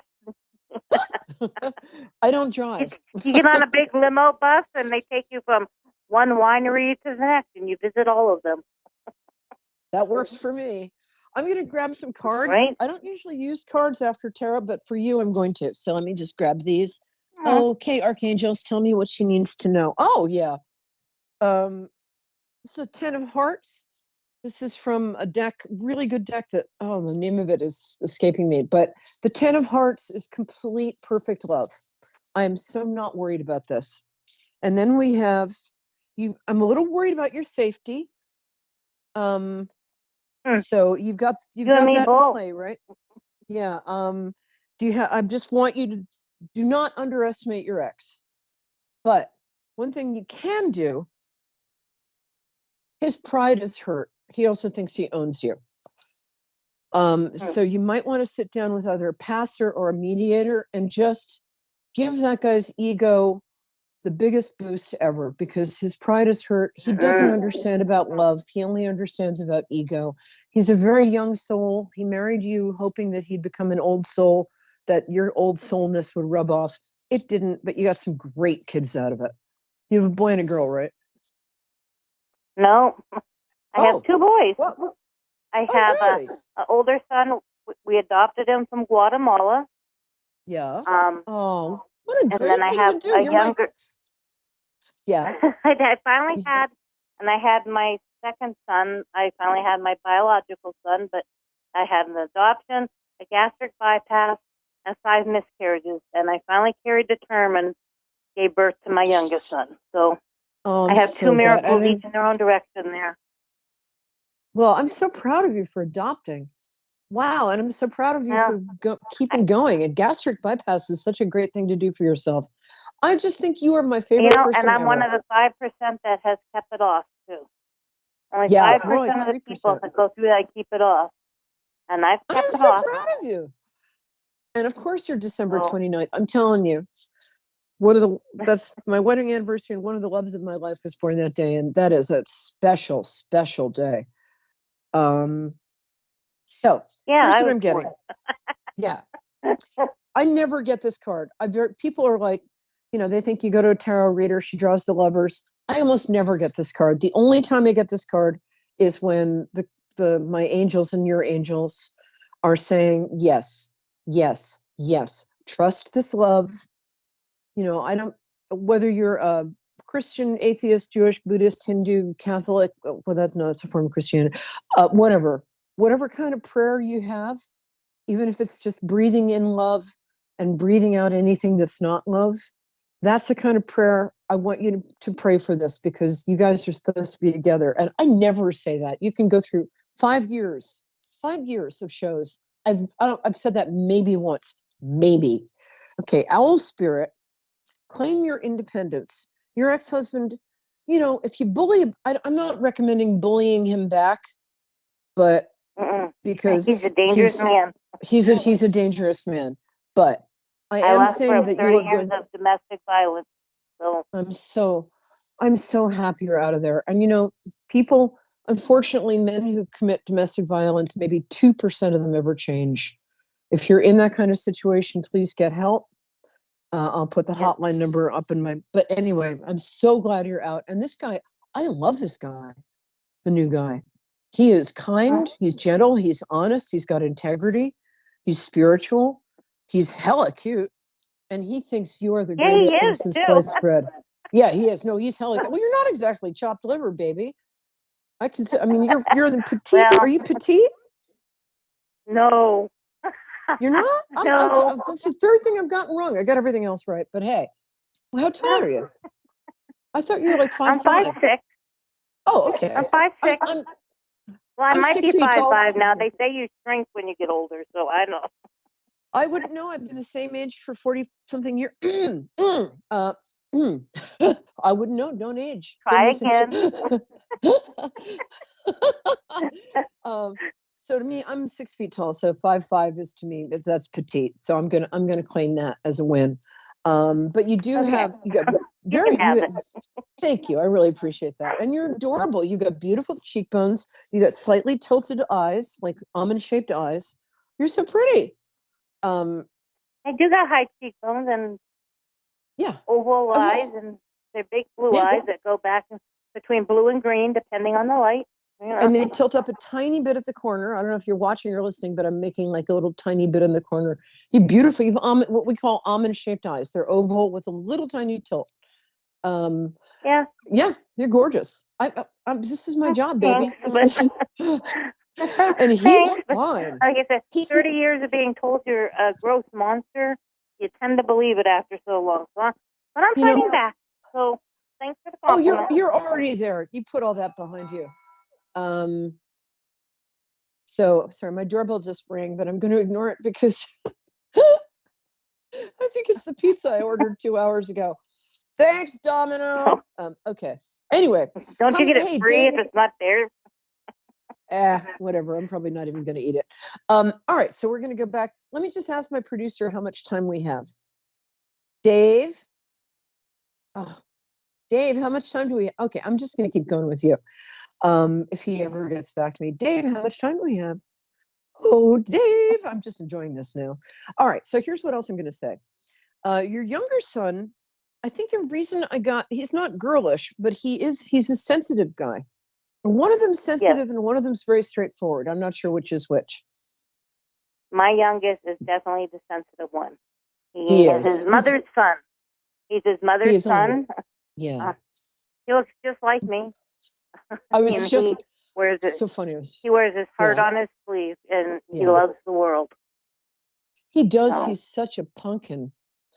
Oh, okay. My producer just gave me. Your boys are going to be fine. Will you do me a favor? My name is Perry, Peri Lyons, Lyons. Find me on Facebook. I'm going to give you a free 15 minutes. I want you to tell me what's going on, and I'll give you a little free time. Okay? I really like you, and I want to make sure that you're okay, and that I just think this is going to work out. And I'm nosy. No, right, you can be nosy all you want, and you can let me know if my dad is okay with me. Oh yeah, I'm going to take my next thing, but that's something I'll go over with you. All right, my love? Yes. Take care, and I'm just so blessed to have met you. Mwah! Yay. What a great, I get the best people, and I believe I have Deborah from Texas. Deborah. Yes, hello. Hi. Hello, gorgeous. How are you? I'm great. Thank you so much for asking. Oh, my pleasure. I'm so glad you're here. So tell me your birthday. That's so I can connect 16th. With you. What? Certainly. May 16th. Oh, that's my mom's birthday. That means the world to me. I had her until recently. It's the best day ever. Deborah, just the best day ever. And do you know what Chinese astrological year you're born in? Do you mind telling me the year? No. It's 1954, so I don't 60 know or if 50? That's a horse. I'm sorry? 60 or 50? 64 or 54? 54. I knew it. I knew you. I knew it. I knew you were just like my mom. You're a Taurus horse, born in the year of the horse. I knew it. You're my sign from my mom, and you're my new favorite person. I love that. So how can I help you? By the way, let me tell you, in Chinese astrology, horses are, they're what you think of as horses. They're loyal, they're helpful, they're beautiful, they're free, they're very big-hearted. They help everybody around them. They carry other people's burdens sometimes. I love people born in the year of the horse. So how can I help you? We've got 4 minutes, so talk fast. Okay. So I am going on a cruise in November, and I have been putting it out to the universe to meet the love of my life. And I have a vision of what he's going to look like, his height, what color hair. And 6'1.5", steel gray hair. Yeah, go ahead. And I just want a confirmation. Is that going to happen on this cruise? Yes. In fact, you're leading me into something I wanted to do with my entire audience. So we're going to do what I call words of power. It's not a spell. It's a scientific kind of manifestation prayer. Are you up for an adventure? Do you want to make sure that you bring this person into your life? Absolutely. Okay, repeat after me, because I'm going to pray for the same thing. All right. Okay. I'm going to say something. You say it. When I say my name, you say your name, and then just follow me all the way through. If you're at home and this is something you want in your life, you talk along with me. Okay? Ready? Repeat it after me. There is one power. There is one power. Perfect. And that power is perfect happiness, love, and joy. And that, I'm sorry. Power, that power, it's okay. That power is perfect love. Perfect romantic love. Yeah. And I, Perry, And and you and I, Deborah, are perfect manifestations of that one power. I hereby draw into my life. Manifestation of that power. Perfect. I'm sorry. So I hereby draw into my life I hereby draw into my life the perfect relationship for my needs, my highest good and love. So the perfect relationship. the perfect Repeat after me. relationship For my needs, for my needs, my highest good, my highest good, and my highest love. and my highest love. Specifically in the form of the perfect relationship, the perfect partner for me, here and now. Specifically in the form of the perfect partner for me. Specifically in the form of the perfect partner for me. Here and now. Here and now. According to the free will of all. According to the free will of all. In service to all and love. In service to all and love. In service of all to love. Mm-hmm. And so it must be. Amen. Okay. Amen. All right, baby. Keep in touch. Let me know what happens because I can see him. You have such a strong vision of him. He's totally going to show up and let me know what happens. My cherished duckling, I'm so happy you called. Yay. It's totally going to happen. Yeah. And I'm excited. No more heartbreak. This is only good. You deserve this. We all deserve love. All right, my love. Of course. It's the end of the show. My cherished duckling, Deborah, I'm so glad you called. Tammy from earlier, all of my listeners and viewers, I just love you guys. I'm so grateful. So keep being my cherished ducklings. Come back next week, Moonstruck TV on Perry Lyons, 9 p.m. Eastern Standard Time. Thank you, Deborah. Thank you, Tammy. Thank you, everybody. Love you.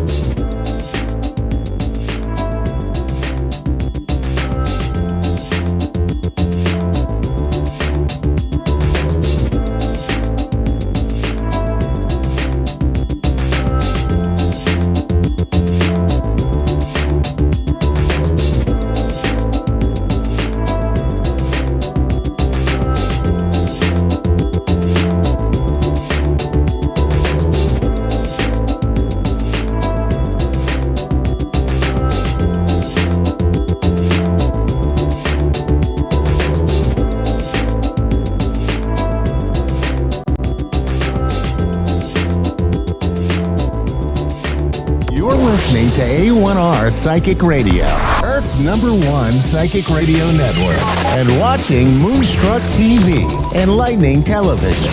Welcome. Time for Soul to Soul with Medium Kelly Kristen. Live from MediumKellyKristen.com. Connect direct. In North America, dial 888-454-2751. In London, 20-3519-2158. In Sydney, dial 02-8488-3147. Or online, contact us through our Facebook page, facebook.com/psychic radio. Or one of our websites, askoneradio.com or moonstruck.tv. This is Soul to Soul on A1R, the Ask One Radio Network. Hi, everybody. Welcome to Soul. I am your host, Medium Kelly Kristen, and as always, it's great to be here with you tonight. I always look forward to Wednesday night. For the whole week, believe it or not. So I hope everybody is staying nice and warm and dry. We here in Central California still have a lot of rain. So I think I've been reporting that for like the last 3 weeks, but a lot of flooding, a lot of rain, things like you don't even think about. We have a lot of dairies around here, and they've had to take the cows off the dairies because of the flooding. So sad. But we do need the rain. So that's the good news. So hopefully the rest of you are staying nice and warm and dry. Um, I also want to, before we go to our caller, I want to tell you about something fun that I did this week. Went to Hollywood, which isn't too far away from me, and went to a place called the Magic Castle.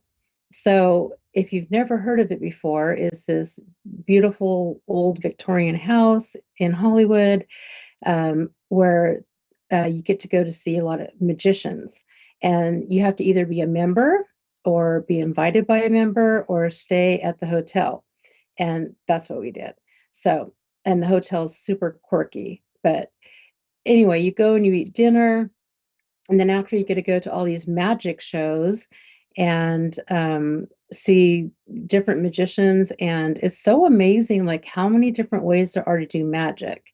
And I love magic, call me Scorpio. So it was really a super, super fun experience. So if you're ever in the area, I highly suggest it.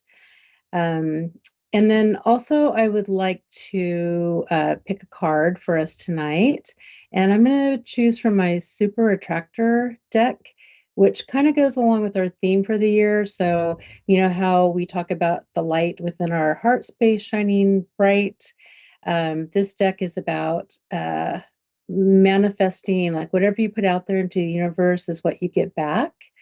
So I'm going to get my deck here, and I'm just going to go with, I think card number 4, because it's my favorite number. So let's see. Oh, okay. I always say this, but you can't make this up. We got a great card tonight, guys. It says, the more I honor my inner light, the more I brighten the world. I choose to shine.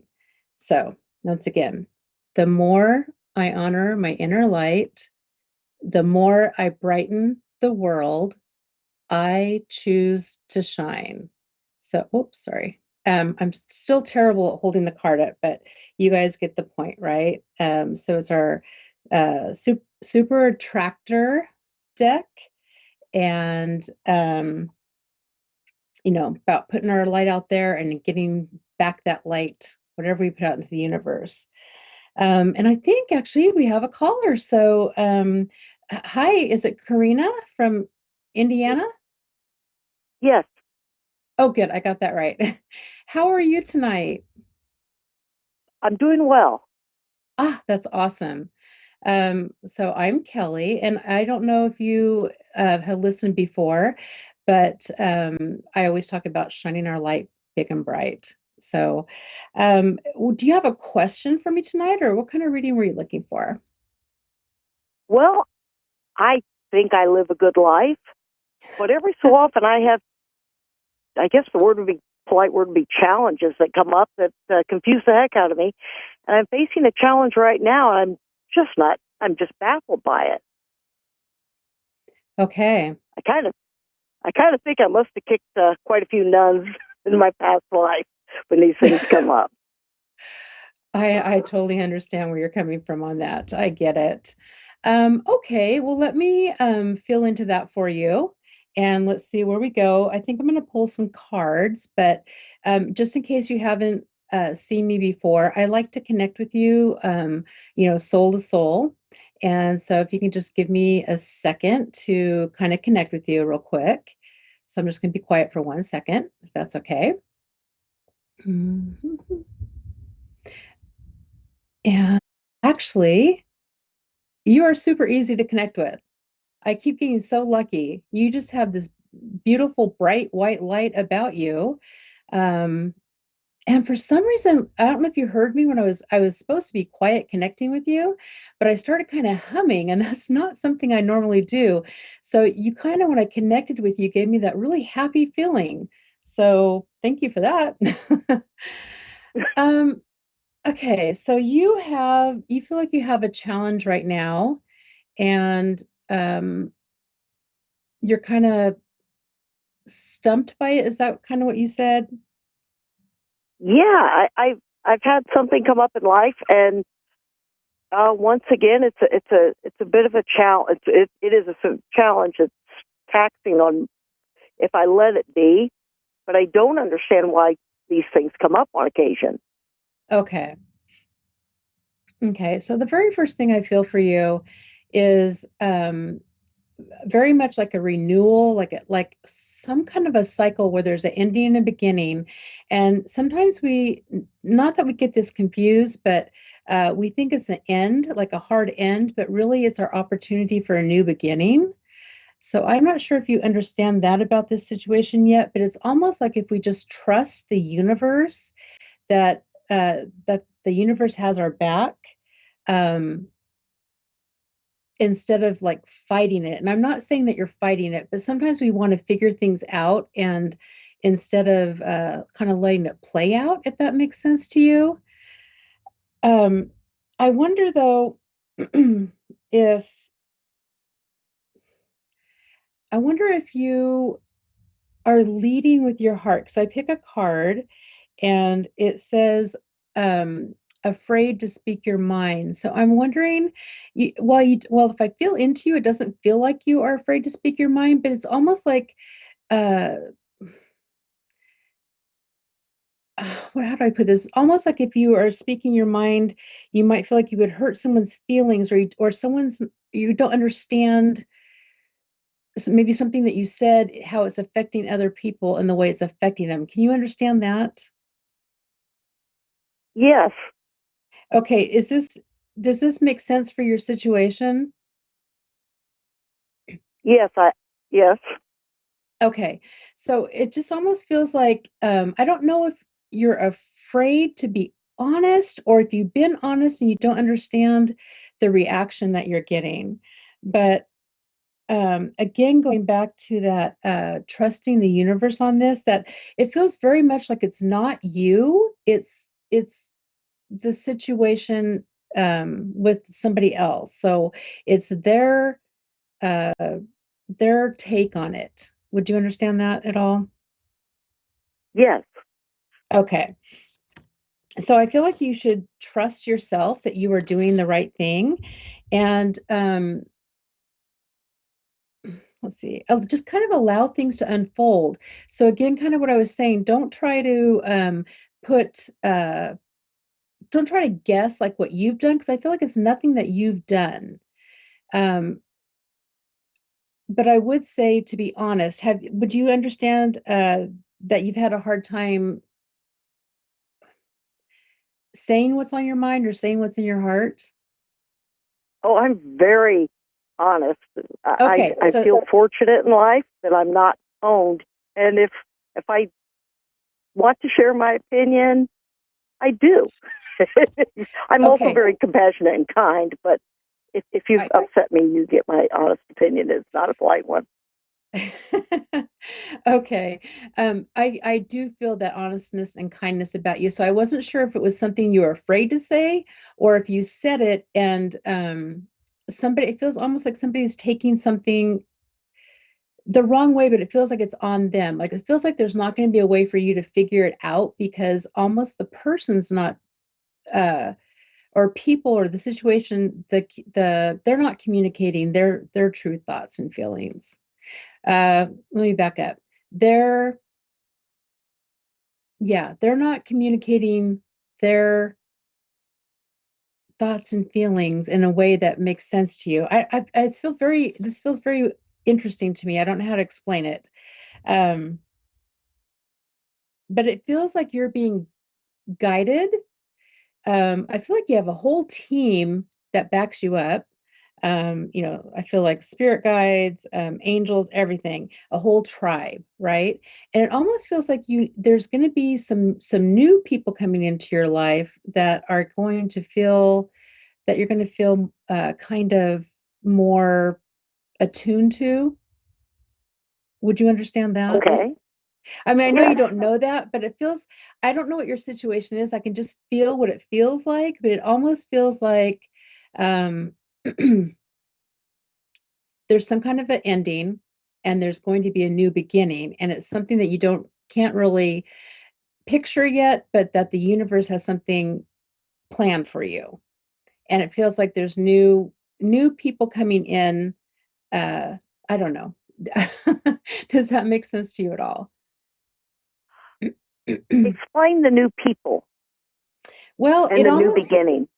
Well, it almost feels like, I'll tell you what it feels like, and I could be wrong on this, but it feels almost like there's a relationship that feels like it's stunted or ending or something like that, that there's a problem with the relationship. Would you understand that? No, if I'm not in a relationship. Well, I mean with people, with anybody. It could be family, friends. No, Okay. that doesn't make sense. Okay, well, that's what it feels like to me. So whatever your situation, it feels like this ending, that there's a new beginning with new people coming in. That's all I to help you out, to guide and support you, I guess I would say. But mainly, I like that part. Okay, and I think mainly the message is that you've done nothing, that just putting that trust out there that you're on the right path. Yeah. And I'm so sorry, we're almost out of time. So I hope that answered it, somewhat gave you some guidance, and I thank you so much for calling tonight. If you want to reach out to me, you can reach me at info@mediumkellykristen.com, and we can talk about it a little bit more. But thank you so much. And I thank everybody else for tuning in tonight, and I will see you next week, same place, same time. Have a great week. Stay dry.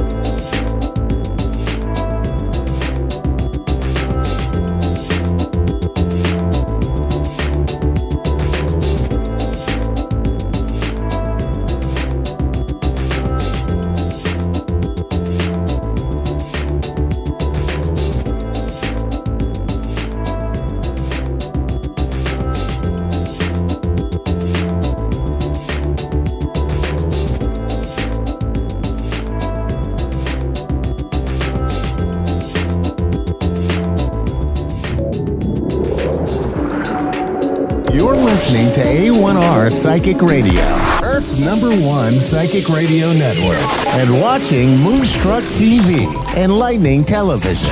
Welcome. Time for Soulfully Guided with Carmel Ann. Live from soulfullyguided.com.au. Connect direct. In North America, dial 888-454-2751.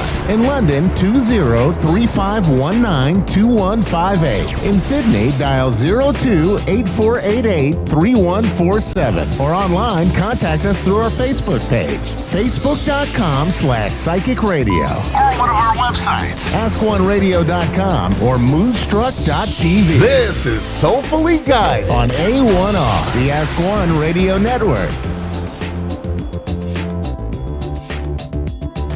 So hi everyone, welcome to another week of Soulfully Guided. I am your host. Look, let us know if you're here and tuning in live.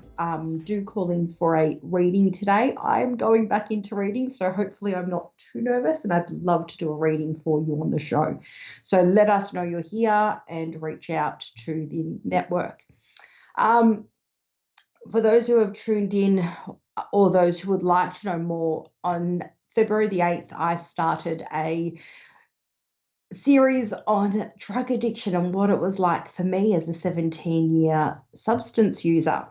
As a result of that, we had a Q&A, and I want to talk briefly today about boundaries, because in the Q&A we had a really important question from a parent about their child, and it led me to wanting to do another small talk on boundaries. For anyone that wants the detailed advice I would give to a situation with someone who needs to be stronger with boundaries, or needs some advice and guidance on boundaries, or anyone that has, a substance user around them and they need boundaries with, it's, something for everyone in my pinned post on my Facebook group.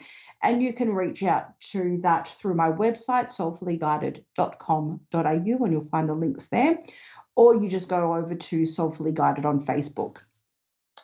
Next week, I do want to talk about, I've got some exciting news, so I don't know when I'm able to actually share that. There's a few regulations on it, so as soon as I'm able to, I will share it on the show as well. But if I'm unable to share it next week, I'll be talking about self-worth, our values, and those standards we have for ourselves. So tune in next week for a mini chat on that. And when I want to talk about boundaries, the most impactful thing we can talk about before we head into our caller is always, it is detrimental that you only place boundaries you can stick to.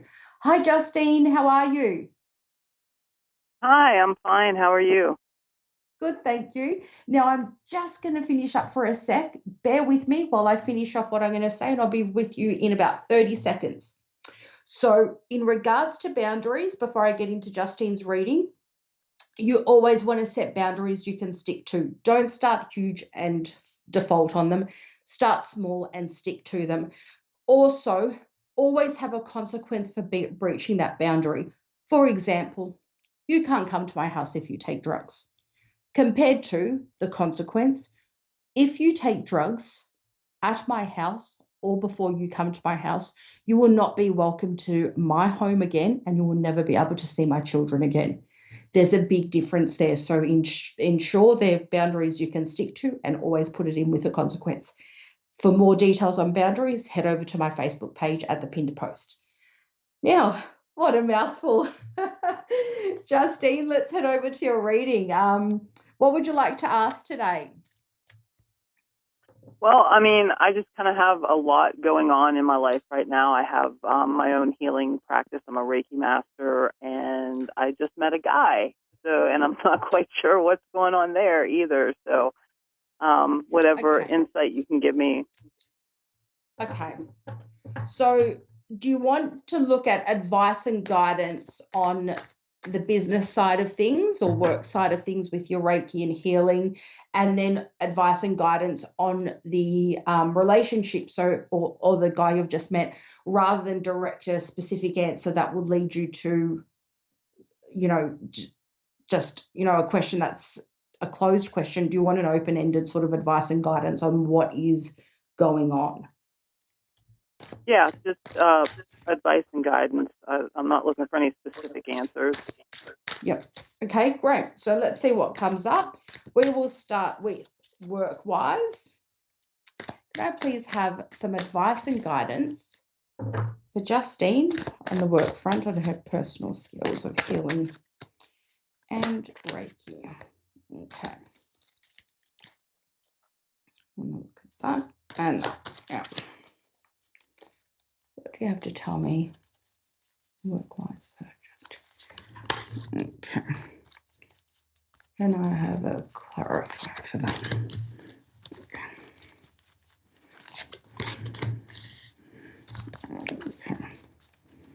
And an outcome card. Okay.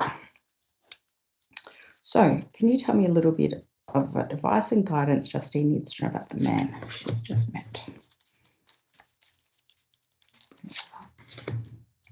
Okay.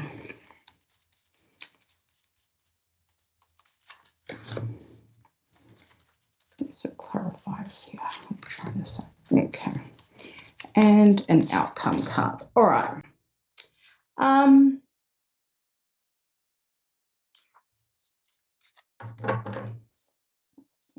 All right. So I'm not getting a really clear answer by looking just at the relationship side of things, right? But we are going to unpack that as best as we can within the show time. I'm wondering, are you emotionally burnt out at the moment? Are you reaching a stage that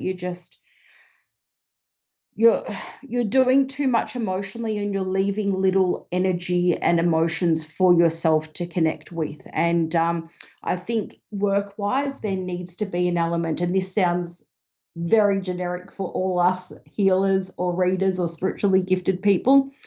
It is time, coincidentally, as we talk about boundaries today, for you to set some strong boundaries. You are not being rude or, harsh to set those boundaries for yourself so you can feel emotionally fulfilled and connected with you and your time.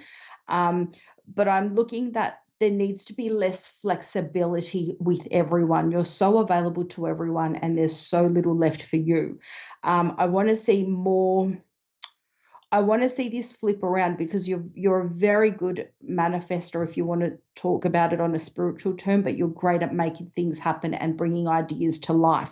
Unfortunately, that sparks a little bit out, and I'd like to see more financial reward for what you do. Is this making sense? Yes, it is. Okay.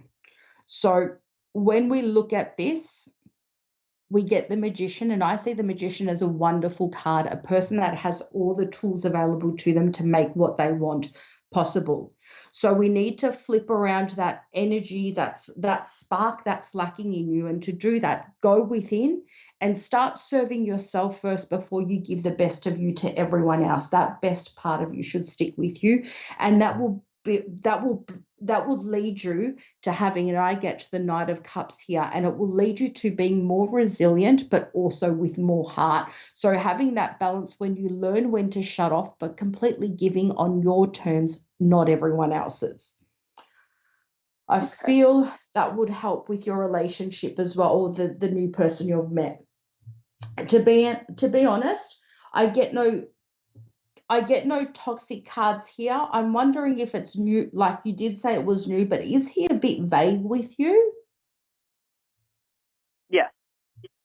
Okay. It appears that way in the cards too. I'm not getting anything wrong with him, but I feel that there's an element of it's a waiting game. I don't get any relationship cards here, but I get that someone that needs grounding. Look, you seem to be a great fit for him. Everything that you stand for and everything that you are, that part of you that is grounded and good at expressing their emotions, that balanced side of you, not the side that you're overgiving. So where we looked at your work and we discussed setting boundaries and switching off when you need to because you're emotionally giving to too many people and not yourself. I wonder if that's going to transfer over to this relationship. There is another side to this man, I feel, or this person. I feel that it is too early to tell. Yes, their intentions are good, but it's gonna be a relationship that needs constant attention and constant work. Like I said, I don't have any toxicity up. I think it's too soon to see their intentions and their true self, but I think they're guarded and reserved, and there's obviously a reason for that, which is not my business in this reading. But when you get something, even if it's new, you want to see those passion. If it's too early for love, you want to see that spark and that passion. This guy's not fearful, but he's sort of shut up for a reason, and I think he does want to explore a relationship with you. It's not going to be a fairy tale movie type thing. It's going to test you. It's going to test him. But the idea is there that it could be emotionally fulfilling and a new way for him to connect with you if you have that time and that energy for him. Does that make sense? Okay. Yeah, and quite honestly, I prefer a slow burn instead of, everything, on fire right away. You know what I'm saying? Yep. Look, he's realistic, but I don't think he's in tune with his emotions. So if this is a good fit for you, I don't see any, we throw the word loosely around of toxicity or narcissism or unhealthiness. I see this as a reserved person because of experience, not because of unhealth, not because of they're a unhealthy or negative person. I don't see that at all. So, if you want to explore it, go ahead. The more you get to know them, the more you will both open up to each other. Yeah, I feel like he's been let down a lot, or somebody has presented themselves in a way that they really weren't. They weren't being authentic. And he met me, and I'm just like, this is me. This is who I am. And I think I've confused him. That's okay. You go and enjoy yourself. Trust yourself and your intuition. Remember, you have the ability to make anything you want come to life. So, what we talked about in your work life, extend that to your personal life as well. And it's been a pleasure reading for you. For anyone else that wants a booking, reach out to me for mini readings or paid readings. And I will see you next week. Justine, thank you so much for calling in today. Thank you. Okay. Bye, everyone. Have a great week. Tune in next week for values and self-worth.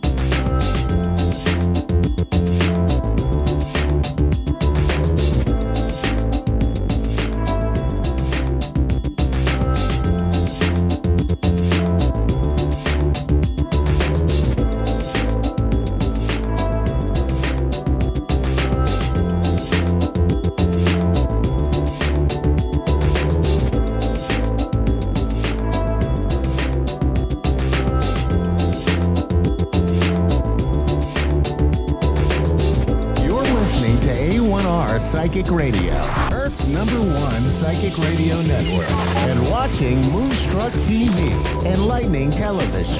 Welcome. And now, Reverend Elliot's Magical Window with Reverend Elliot.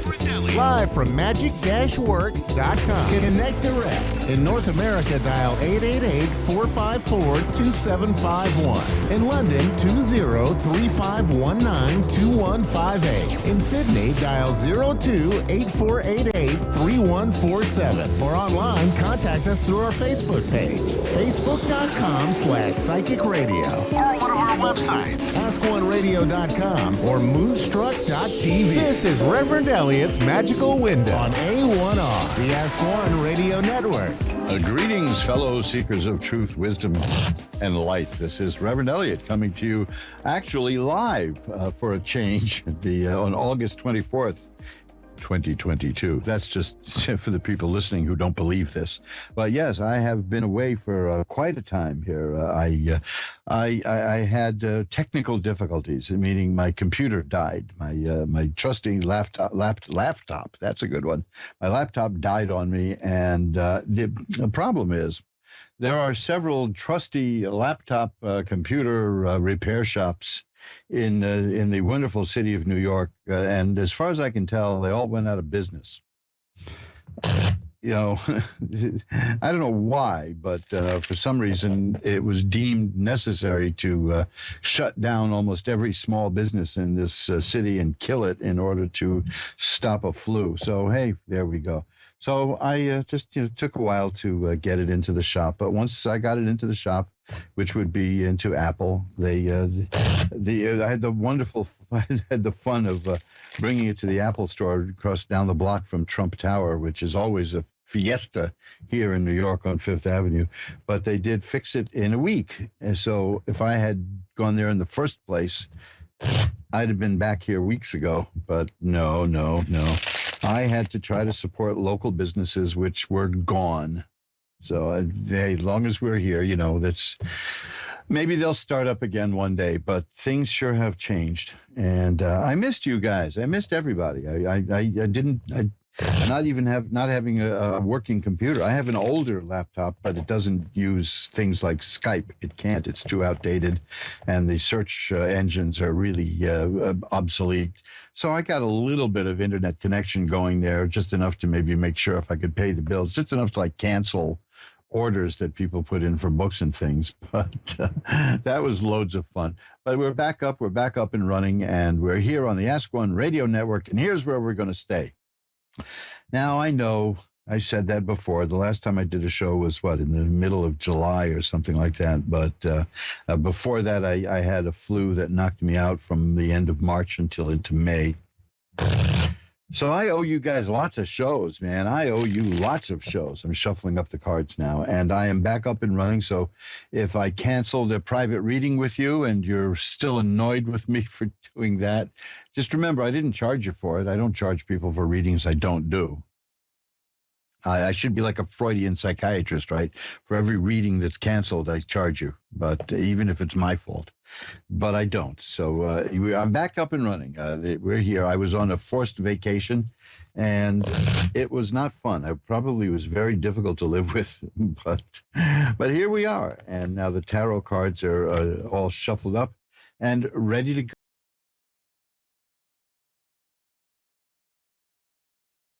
There's absolutely no new books published, absolutely no updates on Facebook, nothing at all. I was almost completely out of touch. If I didn't have some internet access on my cell phone, I probably wouldn't have even been able to check my email. But here I am. And, it's good to be connected again. It's been so long. A lot of stuff has happened. I hadn't checked the news for a while. I was very surprised to see that we are now an official subsidiary of the Ukraine gas company and no longer a nation. So, hey, that's good. Wait a minute. I was looking at one of those satire sites. Silly me. Silly. You can't tell the difference, though, can you? It gets harder and harder to tell the satire news sites from the actual news sites. But, hey, what can you do? Things are so screwy that we've got a new congressman coming into the district I'm in.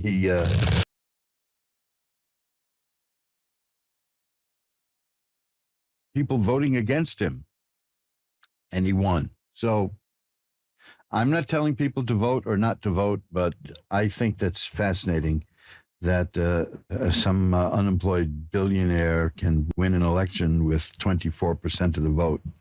I'm trying to figure that. And people say that what I do is shady, because tarot scares people, a cult scares the hell out of a lot of people. So they need to feel that it's all fakery, but of course it isn't fakery. I mean, maybe some people fake it. I don't know. Maybe they do, maybe they don't. I know who the biggest fakers are the debunkers of the stuff that I do. There's the people like that. They'll fake things and say, you see, I faked it, therefore it's not real, which is about as ridiculous as it comes. One of the examples I use is Carrie Hoffman. Was he still out there? Yeah, I knew him years ago. Where he was a comedy club owner here in New York, but he developed a second career singing like Frank Sinatra. PBS did shows with him, and he sounded just like Sinatra. It was amazing to behold. But I guess that proves there never was a Frank Sinatra, right? Because somebody faked it. And that means it's not real. So that's the kind of level of opposition we get when we do occult stuff. But I just feel sorry for people like that who think they have to go around debunking everything when some of the things they believe in, and we've seen examples of that over the last 2.5 years, which I'm not going to get into, but you know what I mean. There are people who just have they think that they're following science, but they're really very religious, and they just are working on faith, and they don't understand things like true religion. They don't understand true occult philosophy. They don't understand esoteric work, which is fine. They're not supposed to understand it. That's something that you have to study to understand. It's something that takes a lot of work to do. I've been working at this for many, many years, but I can tell you how you can get a head start on it if you'd like to. Look at that. He's been back on the air for just a few minutes, and he's already pushing books, right? Reverend Elliott Explains It All. That's the book. If you're interested in the occult world and you're not scared of it, because there's no reason to be scared of it, no lightning bolt is going to come hit you. This is what people do. Magical work is something that is utterly and totally human and humane. Take a look at the book, Reverend Elliott Explains It All, which you'll find at Amazon.com. You'll find it at Lulu.com for a little bit less. You can see the details at mojoacademy.org, because you can buy the books through Amazon, which, it's there. I deal through Amazon because that's where people want to buy things, and I'd be a fool not to. But if you want to get the same books for less money, a lot less money, you can get it directly from the printing plant. Any books that I have that I'll talk about, you can get them at lulu.com, which is the printing plant that I use. They're my publishing arm prints the books through them. They're high quality, very good books. And they not only are less expensive to get there than Amazon, but there is, if you go to mojoacademy.org, you'll see there is a checkout code that'll knock the price down 15%. So it's even cheaper or less expensive. I don't like that word cheap. I find the word cheap to be cheap. If I say that one more time, I'm officially a parakeet. But I got to stop letting my mind wander like that. The less expensive option is the best, especially nowadays when, Lord, have you done any grocery shopping lately, folks? I have. And it is a mind blower. But so anything you can get for less money, and this is why I really don't push my books at people now, because even though gasoline has gone down in price because people are not buying as much gasoline because it was so expensive. There's no secret to like government policy to bring the price of gasoline down. It went down because people stopped buying gasoline because it was so damn expensive. The other thing is gasoline, copper, things like that, they tend to go down during a recession. But we don't have a recession, just like we don't have inflation. That's what the government told us. This old guy who runs things said that there was no inflation last month at all. So I guess where he lives, there isn't any, but where I live, there sure as hell was. All I know is that the eggs I was paying $3.99 for are now $8.99. Think about that. It means just getting up in the morning costs more money. So we're going to try to deal with, this stuff comes and goes, and it'll go. One thing people know is how to handle this. They don't have to act surprised. The people in power, they really do know how to handle this. The will to handle it is all they need, because this has happened every few years, up and down, up and down. That was the whole point behind the Federal Reserve, so there'd be no more bust and boom. Well, that worked out really well, didn't it? But we still have the Federal Reserve. So please don't, when people come to me and say that what you're doing is arcane and esoteric and unbelievable, I say, just look at reality, folks. This is an alternate reality. This is another kind of reality. And by the way, there's an interesting film about other kinds of reality. It's called Meetings with Remarkable Men, and it's based on the book Meetings with Remarkable Men.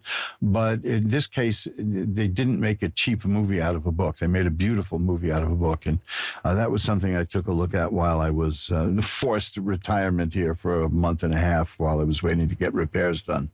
Meetings with Remarkable Men. I saw it when it came out in the theaters about like 1980, I think it was, maybe 82, and gosh, it's a beauty, and it's finally been restored, meaning it's on Blu-ray, so it looks gorgeous. And if you can find it, it's a wonderful story about and it stars probably one of the great actors of all time named Warren Mitchell, who was probably most well known for his playing the bigoted father on the Till Death Us Do Part in England, which became All in the Family here. But gosh, he was unrecognizable in every part he made. And this one, he plays an Armenian peasant. He's just a marvelous, marvelous actor. But I do highly recommend, if you want to, the two things, if you want to get an indication of what it feels like to enter into the realm of the esoteric and the occult arts, try Reverend Elliot Explains It All, which you can get at mojoacademy.org. In either way, Amazon or through the printing plant, or also see the movie Meetings with Remarkable Men. Well, that's about all I've got to say right now, because I am itching to get back to doing the readings, because it's been so long. Gosh, I mean, even when the last show I did in the middle of July, I think I didn't do a show for about a month before that. Circumstances, the vicissitudes of life, and I'll give $5 for anyone who can spell vicissitudes after 3 martinis. Monique in Kokomo, Indiana is on. Hi, Monique. You're on with Reverend Elliot. Hi. Hi, how are you tonight, Monique? I'm okay. How are you? Oh, my mouth is so dry. I'm just taking a gulp of water here. I have no idea why my mouth is so dry. Maybe it's because I'm just not used to doing this. As I said, I laid off while my computer was dead. So what can I look at for you tonight? Well, I was hoping you could tell me something. My friend actually told me about you guys, and like the person she had talked to, we had a friend that passed away not too long ago, and that person came through and was talking through the medium to Stephanie. But I mean, I guess I had my fiance passed away a year ago. I'm not, expecting anything like that, but really, just whatever you felt like I needed to be told, I guess. I don't know. Well, let me tell you this, because I pulled out some cards while you were talking, and the indication I got from the cards was that you were going to ask me an afterlife question about somebody who passed away.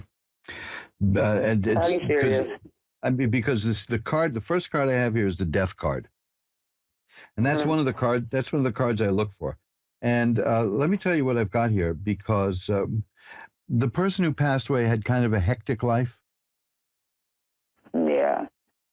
Okay, because this is a very important point, and the reason I'm asking you if there was a hectic life is that this person has balance and peace now. Because the next card I have, I want you to, if you're not familiar with tarot cards, I want you to go online after the call or after the show, listen to the whole show. It's just a fun show, and look up the Temperance card, because the Temperance card is a tarot card that shows an angel, and it's about balance. It's about balance restored. It's about a life that's been out of balance that is now balanced, and that's what I have here after the death card. The death card, of course, is one of the cards I look for when I'm going to be doing an afterlife reading. So when it showed up, I knew that's what you were going to ask me about. Then there's the 10 of Cups. The 10 of Cups is a card of great happiness. Now, the funny thing is, while we all are sad when someone dies, and that sadness may never leave us, when a person's gone, that we miss that person, and we'll miss that person for years and years and years. And there's just no way around that. I mean, I was looking through some things the other day, and I found a letter from somebody I was very close to who died a couple of years ago, and everything came flooding back. It's just very sad. But get this. Yeah. The 10 of Cups is one of the happiest cards in the deck, and I get that a lot with afterlife messages. It's as if the person is saying, yeah, my life was kind of messy, and it was not really going well at all, and I was out of balance here, but now I've found happiness, and I found comfort and joy, and that's what I'm seeing here. So I'm because of the appearance of the death card, I'm taking this as a message from a spirit in the other side, and the message is, I have found balance into my existence, and I want you to know that I'm doing well and I'm feeling happy.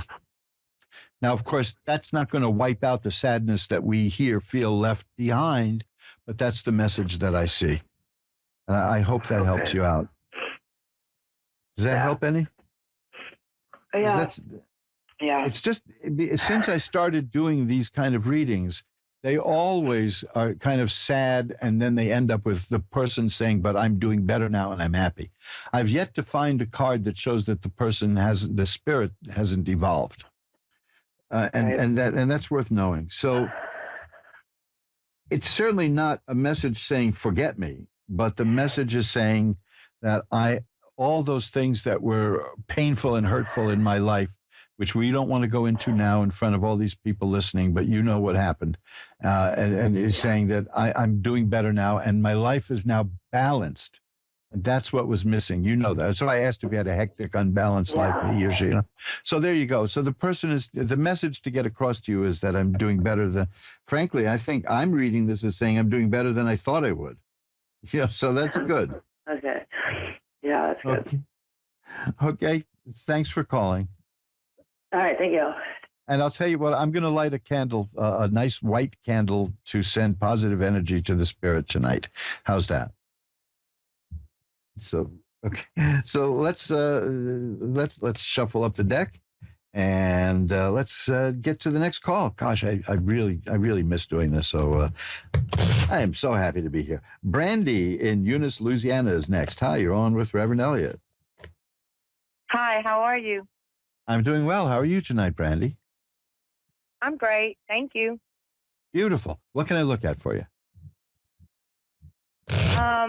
I would like to know, I had a male figure just recently pass that was close to me.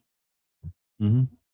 And I'm wanting to know if the feeling that I'm feeling that it was done on purpose is right. I would really like to know if... You mean if it wasn't a natural death? Exactly. Okay, let me see what I've got here.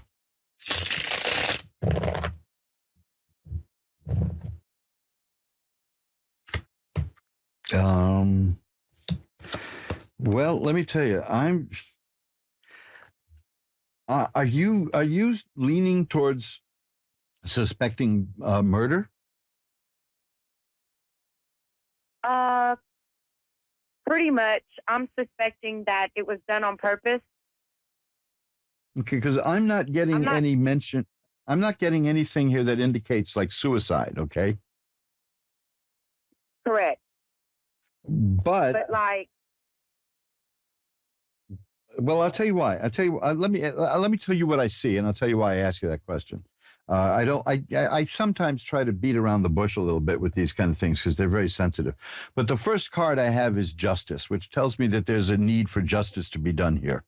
So that's, you know what I mean? That sort of fits in with what you're feeling, doesn't it? Correct.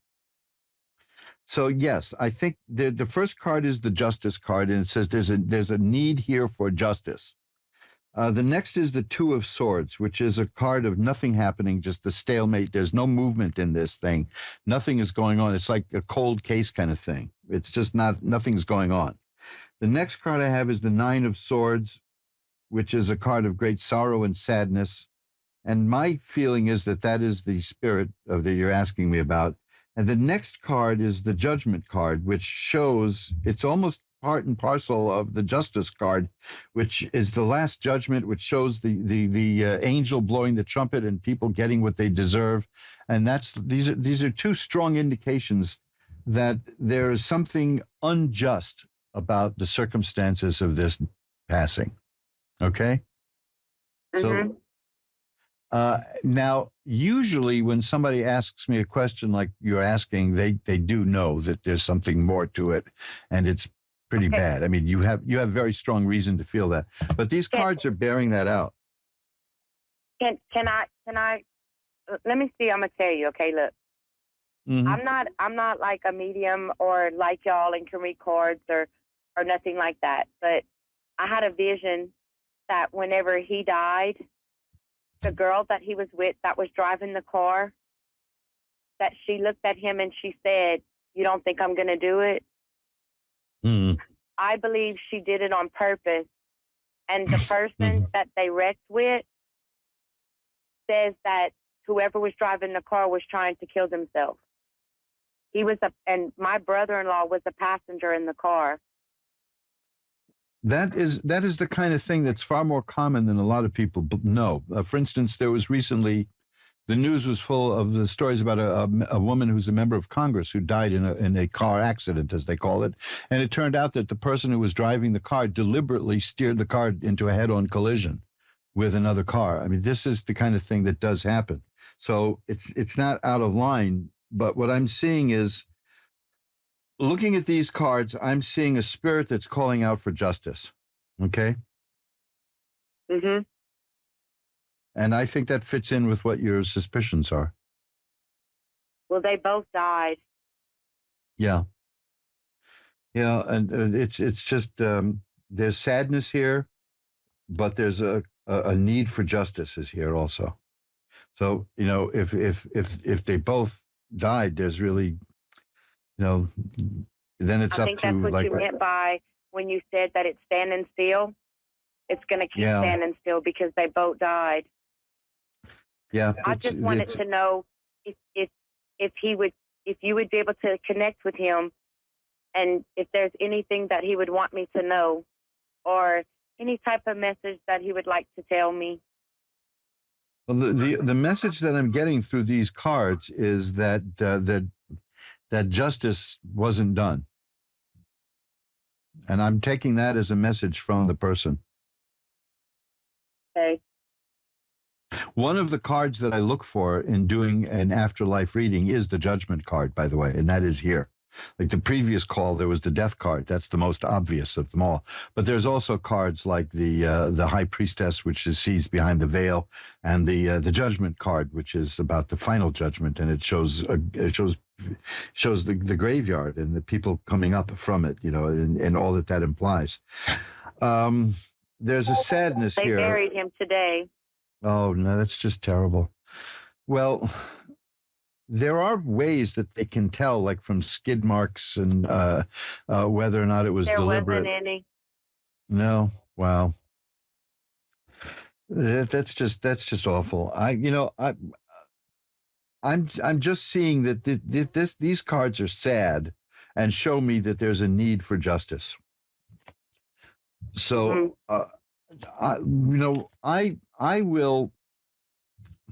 Let me hang on one second. I may have something that you can do. I have a book here that I use. I haven't used. Everybody has. There's a very powerful magic book, and almost everybody has it, but they don't know they have it. And that's the Book of Psalms. And there's so much in the Book of Psalms that can be used magically. And let me just see. I know there's something here for attaining justice. Let me see what I've got here. I know this is boring radio, folks, but I'm looking through this book here, and here we go. To remedy an unjust situation, and let's say that that's what you've got here. Okay, that involves some work with the 43rd Psalm. And let's see what it says exactly. This is one of the great tricks of being a master magician, which is not knowing all these things, but knowing where you can find them. You know, so let's. Justice is sure to come to one who prays this with warmth and sincerity. And there you have, and it's just read the 43rd Psalm, which is very brief. It's only 5 lines long. If any court appearances are necessary, just write the first line of that, the first verse, judge me, O God, and plead my cause against an ungodly nation. It goes, that's line 1. If you shouldn't have to go to court or go to any kind of a hearing, write that on a piece of paper and carry it in your shoe. Put it in your shoe and have it on you when you make an appearance before the justice, the tribunal of justice, whether it be a coroner or a court. But the 43rd Psalm, if you could just picture justice being done and read that magically, they say that will help you attain the justice that you need. How's that? That's good. Because these cards are showing me a spirit that is crying out for justice. And that's something that we can probably do on this end of the spectrum easier than on the other side of the veil. So do that, okay? And I will light a candle tonight, as I'm doing for the previous caller, to send positive energy towards the spirit, okay? Okay. So remember the 43rd Psalm. It's only 5 verses. And if you need to make an appearance in any kind of a hearing involving this, just write line number 1, the first line of that Psalm, on a small piece of paper and put it in your shoe when you go there. Okay, that's a classic old-time way of handling it. I know it sounds silly, but you'll feel it. But trust me, you will it doesn't feel it. sound silly, but it's never going to go to court or nothing like that. It's nothing like that. It's just the point is that I had a vision that morning that they were arguing, and that she told him, so you don't think I'm going to do it, and then she did it. Yeah, and that fits in with the cards I saw. So let's just keep that in mind, because you can, if you can do this, it can maybe bring some justice or peace into the situation. Because it sounds to me like you did get a very strong message, and I will. And please listen. My email is asktarot@earthlink.net. Ask Tarot, ASKTAROT @earthlink.net. Please feel free to drop me a line anytime if you want a little help with this, and I can give you a few more things that you can do to maybe send some positive energy out around this situation. Okay. All right. And listen, no charge for things like that. I know there are things that I charge for. This isn't one of them. Okay. This is just this. This is something. This is something I'm offering as a continuation of this free reading. How's that? That's awesome. Be well, and realize that you probably had a very strong vision, because the cards that I have fit in with what you saw. Okay. All right. Thank you for calling. Well, I thank you, and I appreciate your time. Hey, that's what we're here for. That's the whole point of the Ask One Radio Network. Bye-bye now. Thank you. Bye-bye. And let's shuffle up the cards. You're listening to the sporadic broadcast of Reverend Elliot's Magical Window on the Ask One Radio Network, where we theoretically get together every Wednesday. Although we've been doing it robotically lately because of, like I said, my computer broke down. And I had the whole damn thing rebuilt, by the way. They thought I was nuts. I said, but that's a 7-year-old computer. Like I brought in a Model T Ford, It's actually it's 6 years old, but it's a 7-year-old model, but I've only had it for 6 years. And it was a lot less expensive to have the entire thing rebuilt than to buy a new one. And, hey, in this day and age, less expensive is good. So that's where I've been. And I'm just glad to be back in the swing of this stuff. And we'll be here every Wednesday. Yes, we will. I'll be here next week, too. 11 Eastern, 10 Central, 9 Mountain, and 8 Pacific. And if you want to know more about what I do, check out my website, which is magic-works.com. And I spell magic the old-fashioned way, MAGIC-works.com. Magic with a K, -works.com. And you will see over 100 pages there of magical stuff that is fascinating ancient lore. And you'll see things that I can do with you and I can do for you, and things you can do for yourself. Make your own holy water. Things like that. There's a few interesting movies there, things to see. A whole bunch of magical videos there, things explaining magic. And, of course, there's a link to mojoacademy.org, where there's a book there that will change your life. I assure you, if you are looking, there's a lot of people. The last 2.5 years, I've shaken up a lot of people in terms of their beliefs and their philosophy. And we have seen the complete collapse of science. I mean, the Centers for Disease Control just admitted that they didn't know what they were doing for the last 2.5 years, and that they got most of it wrong. So that's collapsed. And there's things out there that transcend science, and the esoteric arts is it, I'm not proselytizing, but just take a look, for instance, at the occult book page at magic-works.com, and you'll see what I'm talking about. Becky in Floral City, Florida is next. Hi, Becky. You're on with Reverend Elliot. Hi, how are you? I'm doing well. How are you? I'm doing good. I've been hearing so much about Florida for the last couple of years from friends of mine who skipped out on New York and went to Florida and said, they called me up and said, Elliot, you're not going to believe it. It's like normal down here. So It is. Yeah. I actually grew up in New York, upstate New York, Oh. and moved to Where? Florida. Where in upstate New York? A really small town called Cohocton, Whalen. Okay, I don't know that one. Okay, it's near Hornell or Bath. Okay, Elmira area. Elmira, I know, yeah. Mm-hmm, yep, I it's had- about a I half had- an hour from Elmira. Isn't there a prison in Elmira? I'm not sure. There may be. That says more about the kind of people I grew up with, But, Right?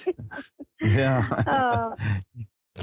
So I'm glad things worked out well in Florida, but people were surprised. They say, you're not going to believe it. It's like nothing's locked down here and everybody's fine. And, and of course I remember the news reports being so gloating. Well, within 2 weeks, everybody will be dead in Florida, and it never happened, so. Never happened. No. No. So I feel like I feel a real. State, that's why. Yeah. Wow. Yeah. Sunshine is good. Sunshine is where we all come from, man. Sunshine is what made everything. So Becky, what can I look at? What can I look at for you in the cards? I'd actually like to do a love reading. I want to know if Scott and I will get back together, or I should say, we'll get together. Okay. Well, there's a difference there. Were you together? We were high school sweethearts, so yes, about okay. 35 years ago. Mm-hmm. And we You just people who- recently saw each other. You people who went to high school are always bragging. Let's just see here. Well, I'll shuffle them up and let's see. If the cards are simpatico with you, you'll be getting cups, and cups are emotional. Oh, good God. There's the Ace of Cups, you see? And just as soon as I say it. This is why there's a lot of people who believe that the cards are alive. Literally alive. I haven't gone that far yet, but I'm willing to entertain the notion when things like that happen, because I was in the middle of saying if the cards are simpatico with your question, you'll be getting cup cards. And here's the Ace of Cups. And the Ace of Cups is cups are about romantic stuff, affairs of the heart. And that's the first one. The aces are beginnings. So it looks very good. The Knight of Cups is here too. That is also the beginning. Now, but there's a difference. Okay. The aces of cups, the aces are kind of theoretical. So there's a potential here for a nice relationship because of the Ace of Cups. Then the Knight of Cups is more practical, that there will be a new relationship, because knights are on horseback and they can jump around like on a chessboard. They'll move in odd ways, and that's a something new that begins and you're not sure about it, but it's there. It's still just a beginning, but it isn't as theoretical as the ace. It's more practical. The court cards go from the knight to the queen to the king to the page, and they get more solid each time they go along. The next card is the Six of Rods, which is a card of success and triumph. And then there's the Four of Cups. The Four of Cups. Four of Cups is interesting. The Four of Cups it shows a hand coming out of a cloud offering you a cup, meaning something unexpected is going to happen in terms of a relationship. Which means this person, Scott, you said the name was, he may be thinking about you, may be thinking that way, but not showing it yet. But these are very good indications. These are really good indications. Now, I want to ask. Go ahead. I'm sorry. He indicates that he was too hurt in the past, and he is. Yes, that's what I wanted to ask you. That is precisely what I was about to ask you about, because the card I have is the Three of Swords. The Three of Swords shows a heart pierced by swords, and the heart is crying. So I was going to ask you if this person had recently been in a relationship that didn't work out. Because right now, what I'm seeing with this person is that he's hurt. There may have been a divorce. There was a breakup. The thing is, if somebody asked me about the state of a nation, and I got this card, it would indicate civil war, that kind of thing. So yes. So the funny thing is, just as you were saying that, I was about to ask you if he had had a breakup recently, because he's really feeling gun shy about all of this stuff, because he's been very hurt. This is wonderful. You're right in tune with these cards. This is very good. Yes. Now, is it the going to next take card him I a have, while to move? I'm sorry. Is it going to take him a next- while to move forward? well, it's going to happen. Let me put it that way, because the card I have here is the Page of Cups. Remember I told you about the court cards go from the Knight to the Queen to the King to the Page, and each time it gets more solid and real. And the Page is the one where it's here, it's happening, and that's the card I just got for you. So it will happen, but it's the Page is a child. The Page is a baby, baby steps. You see, but it's coming. And now I have the 10 of Cups here. Boy, I said the cup cards would show up, right? The 10 of Cups is a great, happy, and wonderful relationship. So it's going to move in that direction, but it's going to take a bit of baby steps and a bit of nurturing. But Which is what I expected. It's worth pursuing, because the cards show me that this will be successful for both of you. Oh, great. Overall, great. right now he's hurting. He's still hurting. But something, this is where the old expression comes from. It's in the cards, and there is a relationship in the cards for the both of you. And if you both work at it, it will work out well, because there isn't a bad card here. He just needs to, here you go. This is not to say that this is going to happen in the immediate future, but it is going to happen. It's the 10 of Swords. The 10 of Swords is an ugly looking card where it shows a person lying face down in the mud with 10 swords in his back. But what that really means is the worst is over. And that person will get up. That person will get up, and start again. So he's getting closer to that point, but not yet. It's going to be a while. Okay. But you'll know. When you say a while, you'll see it. a year, 2 years, or when you say a while, is it more fun? No, I don't think it'll be that long. If it was that long, I wouldn't be seeing it here. Okay. But it's going to be. Here's the 5 of Rods. That's about stiff competition. Not terrible fighting, but stiff competition. And that competition in this case is going to be what the other people did to him in the past. You got to overcome that. And I think you'll know how to, I think there's a way that you'll see, because then I got the 4 of Rods. That means a happy home. So you see what I'm getting, like the cards are showing difficulties, but a good outcome. Good outcomes make difficulties go away. You know that. I mean, it's worth it. So great. So give it a shot, because these are highly positive cards, but my mind is blown, because I was going to ask you if he had been hurt recently when you mentioned that he had been, all because of that card. Look at the 3 of Cups go online. 3 of Cups. I mean, the 3 of Swords. Look online at the 3 of Swords sometime, and you'll see the various drawings for that card, and they almost all include a heart that is pierced by swords, and it's crying. There's not blood coming out of it. There's tears. Yeah. And that's the only obstacle you got right now. Oh, look, I've got the Hierophant. The Hierophant is a card known as the High Priest in some decks. That's a card of religious conformity, and it's when people ask about relationships, that card is an augur of marriage. Ooh, okay, awesome. So you see what I mean? It's going up and down, up and down. These are the potentials. This is but it's a very strong potential. But you just got to let him get to that point where he realizes that the worst is over, and it's time to start over again. Okay, great. Thank you. Can I ask you just a personal question, just out of curiosity? You don't have to answer. Are you guys pretty young, or not? No, we're not. Okay. I'm in my my mid-50s, and he's a year older than me. Yep. Okay. Well, let me tell you. To me, mid-50s is kind of young, but yeah. No, that's good then, because I think that works in your favor, because it's not like it's going to be like puppy love, right? You know what I mean? Where Right. you're adults, totally you're different. grown-ups. Yeah. So Exactly. It's a total different relationship this time around. Yeah, and you've been through a lot in life, so this is probably why the cards are very good for you.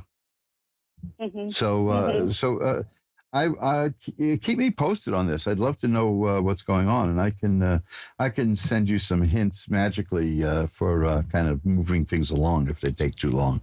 In my email, I can be found through Ask One Radio or Reverend Elliot's Magical Window, my website. I'm very easy to find. You could just Google Reverend Elliot's Magical Window, and you'll get in touch with me. My email is asktarot@earthlink.net, but you can find me.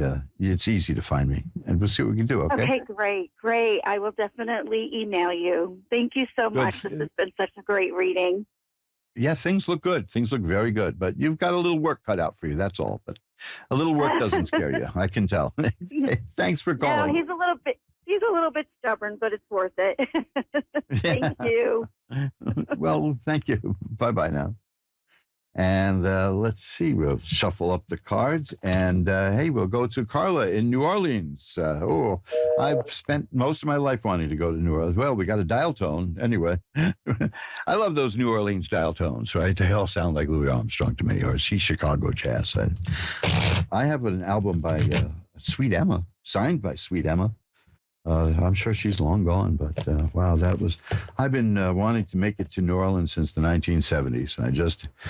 I'm a total New Yorker, you know. For me to go to Central Park is I guess, to use the New York vernacular, a schlep. But I've been places. You know, I went to Los Angeles a few years back, and all I met was New Yorkers. So why bother traveling? Carla in New Orleans, you there with me? I am. How are you? I'm doing well. How are you tonight? I'm doing great. Thank you. Beautiful. What can I look at for you? I was just wondering, do you have any messages from my late husband? Well, let's take a look. That's fascinating, because while I was shuffling them, a card fell out of the deck. And one of the things that we pay attention to when we do readings is a card that falls out of the deck. And this one is the Page of Rods. Forget the meaning of the card. The symbolism of the card is what's interesting. This is the Hanson Roberts Tarot deck, and the Page of Rods shows a young guy with his hand up to his mouth, calling out to somebody. So yeah, you know, that tells me a message is coming, right? So let's see what we get here. Okay, this is a card I get quite frequently. These are cards I get almost all the time doing afterlife readings, and it's just, it's really weird because these exact cards that I'm getting now are cards that I get quite a lot. First of all, the first one I got is the Page of Rods that shows a person calling out a message to somebody. So that's the answer to your question. Yeah, this is going to be a message. The first is the Three of Swords. That's a card of sadness. I just had that earlier for the prior reading in a completely different context, because it's sad when somebody close to us we lose. It's sad for us. It's sad for that person too. It's sad. The next card is the Ten of Swords, and that is a card that indicates that the troubles are over for this spirit. And then there's the Sun card, which is a card of healing and growth and health and light. And that's followed by Temperance, which means balance is restored. So this is a message that I get very frequently, which is I interpret as it's saying, I know that this is sad that I'm gone. However, I am growing. I am my soul is finding balance and peace and growth and healing. And that's the message. Was this a terribly hard passing? It was surprising, Yes. the illness that came on. Yeah. But Yeah, that's comforting to know that he's finding peace and is healing, this is exactly what it's saying, which is saying that I'm healing and there's growth and there's health and happiness and balance because the pain is there. The pain of leaving, it was like it's a shock. It was sudden for you and for the person who passed. Nobody expected this, and it was the message that I'm getting, which I find is fascinating, because it began with that. You asked if there's a message, and it began with that card that shows a person shouting out to somebody. Is that yes? I'm doing okay. My spirit is growing and healing. Okay. Well, great. Thank you. Appreciate that.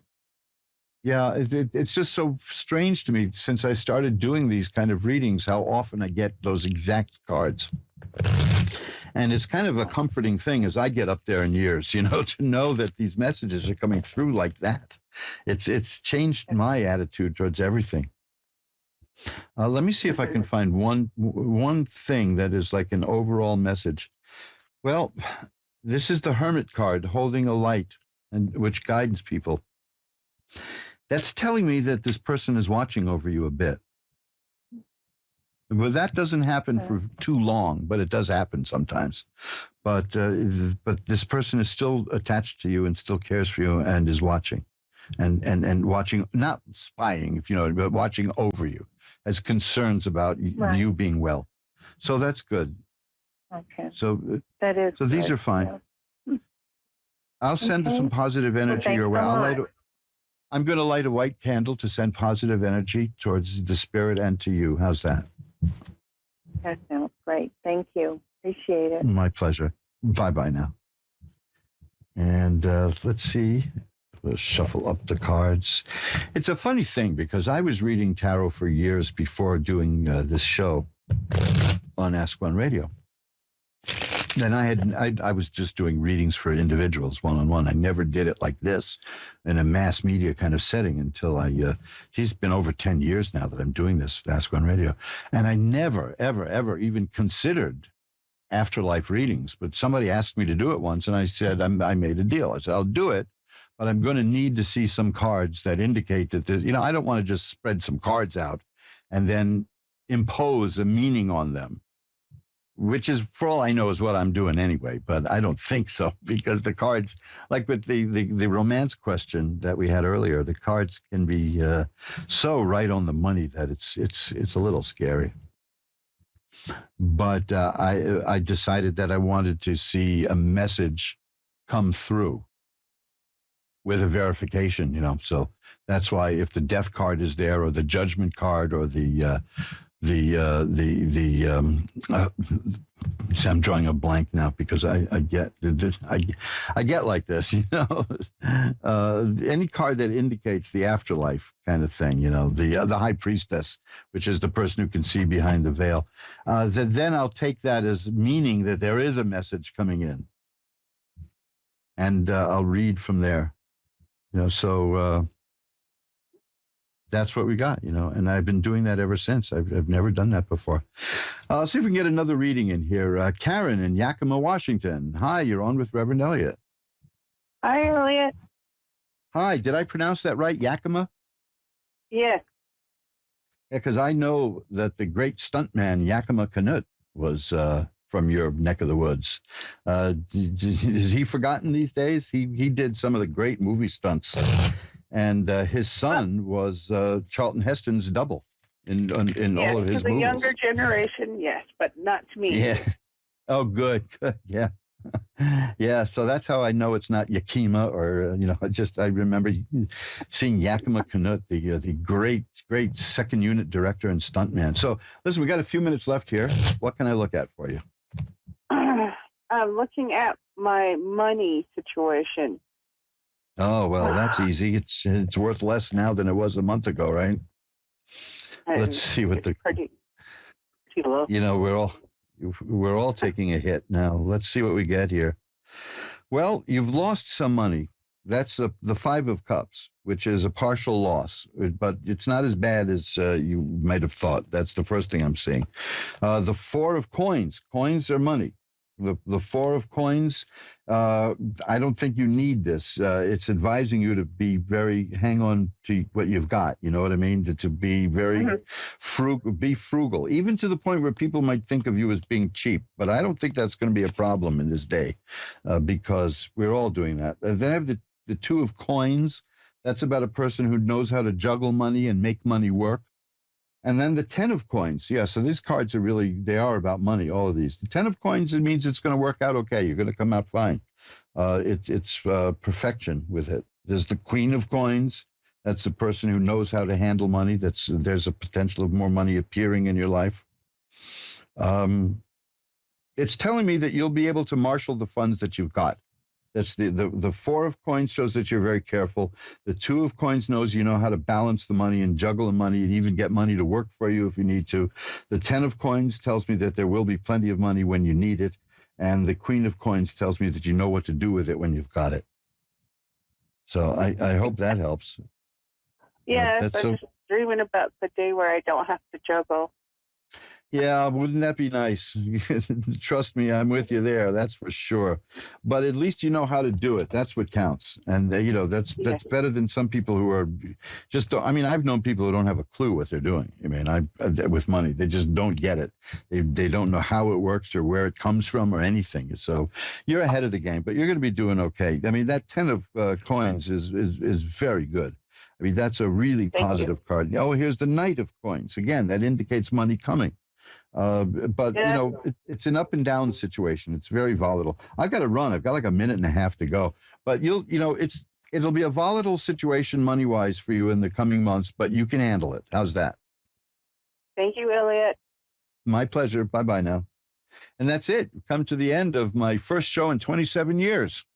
Well, not really, but it sure felt like that. Man, I really miss you guys. Please don't think that I cut out for any bizarre reasons other than ill health or technology, because I love doing this. I would do this every night if I could, but I can't. And that's the name of that tune. But we've got some changes coming up. I've been doing some planning while I took this enforced vacation while the computer was in the shop. And we got some surprises coming up, some things we're working on to improve Reverend Elliot's magical window. So I will see you again next week at 11 Eastern, 11 Eastern, 10 Central, 9 Mountain, and 8 Pacific. See, I almost forgot how to say that. And we will go through the deck of cards and see what they tell us about our lives. If you want to get in touch with me, check out magic-works.com, magic-works.com. And till we see you again, remember, what you are is the universe's gift to you, and what you become, what you make yourself, is your gift back to the universe. See you next week.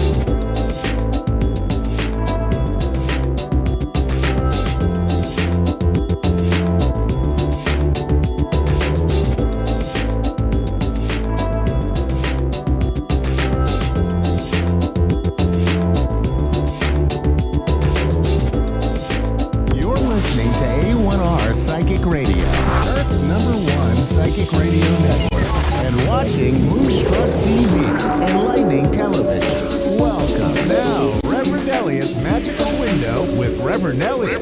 Live from magic-works.com. Connect direct. In North America, dial 888-454-2751. In London, 20-3519-2158. In Sydney, dial 02-8488-3147. Or online, contact us through our Facebook page, facebook.com/psychic radio. Or one of our websites, askoneradio.com or moonstruck.tv. This is Reverend Elliot's Magical Window on A1R, the Ask One Radio Network.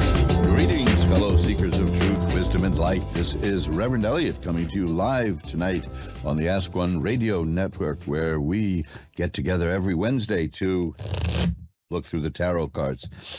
I've got a cold today. Isn't that wonderful? A good old-fashioned cold. Nothing serious. Just annoying enough to be annoying. It's just, I hate colds because you're not really sick enough for anybody to want to rush to your bedside and take care of you.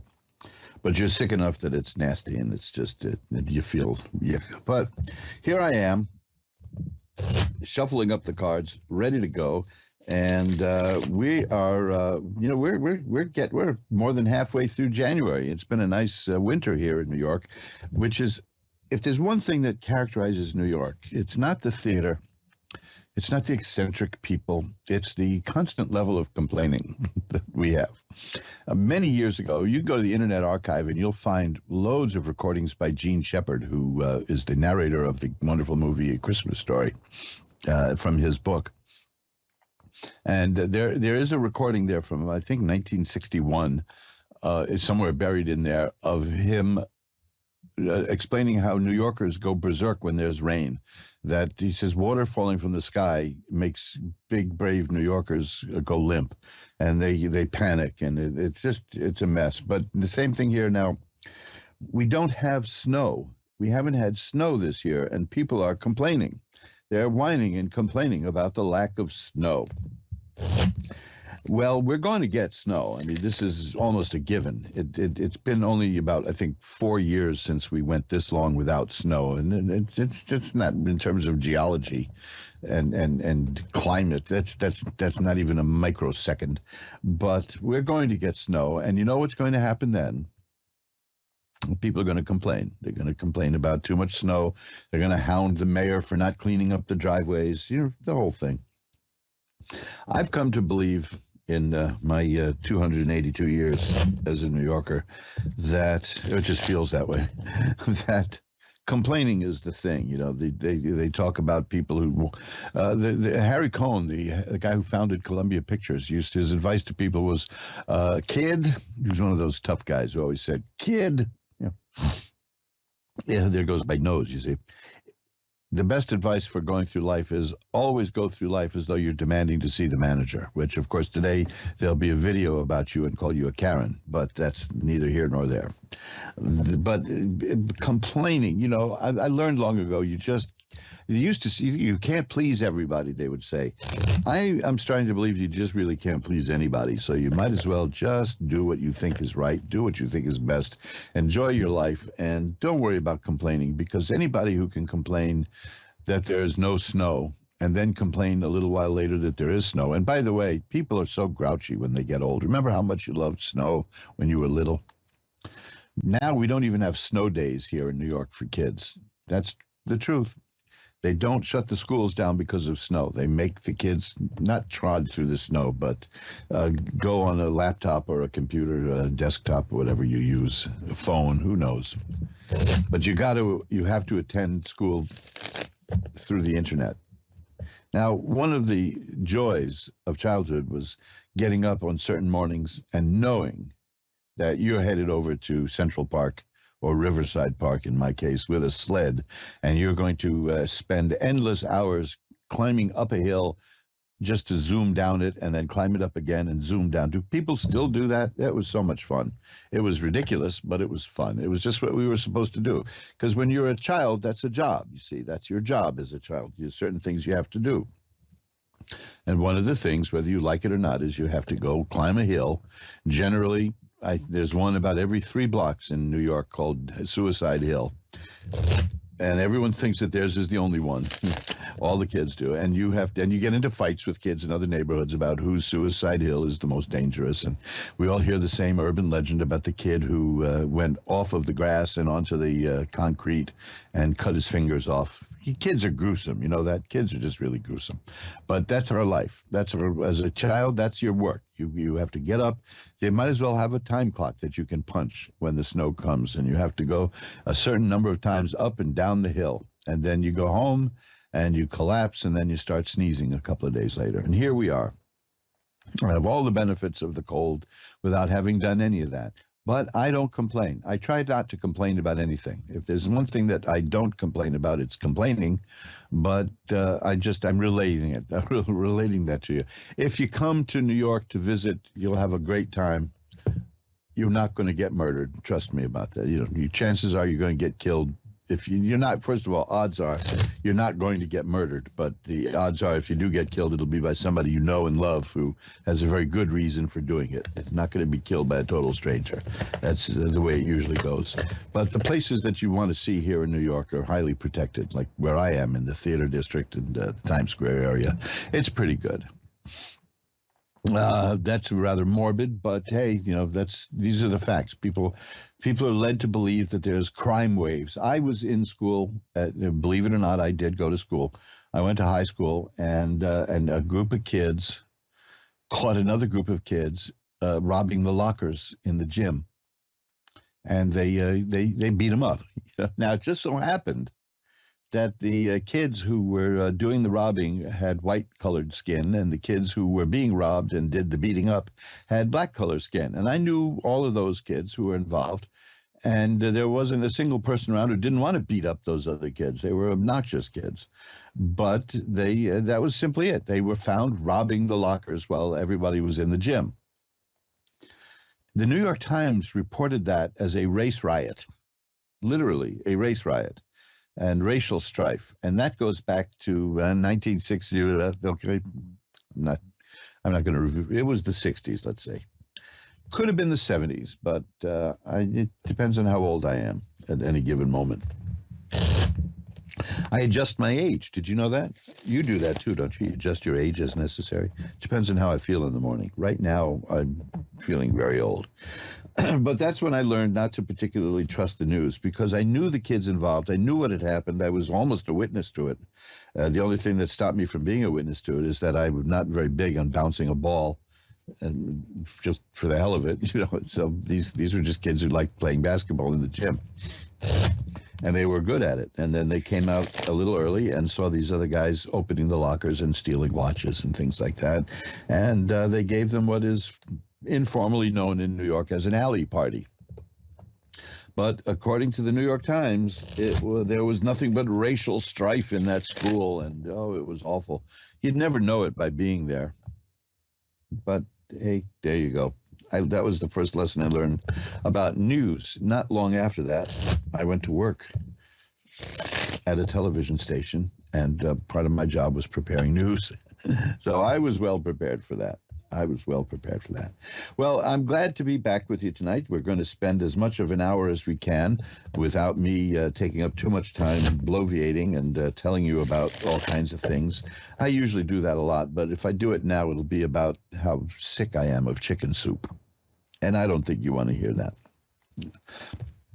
Hot and sour soup, I like. That I like. I make hot and sour soup when I have a cold, because it clears the sinuses, as far as I know.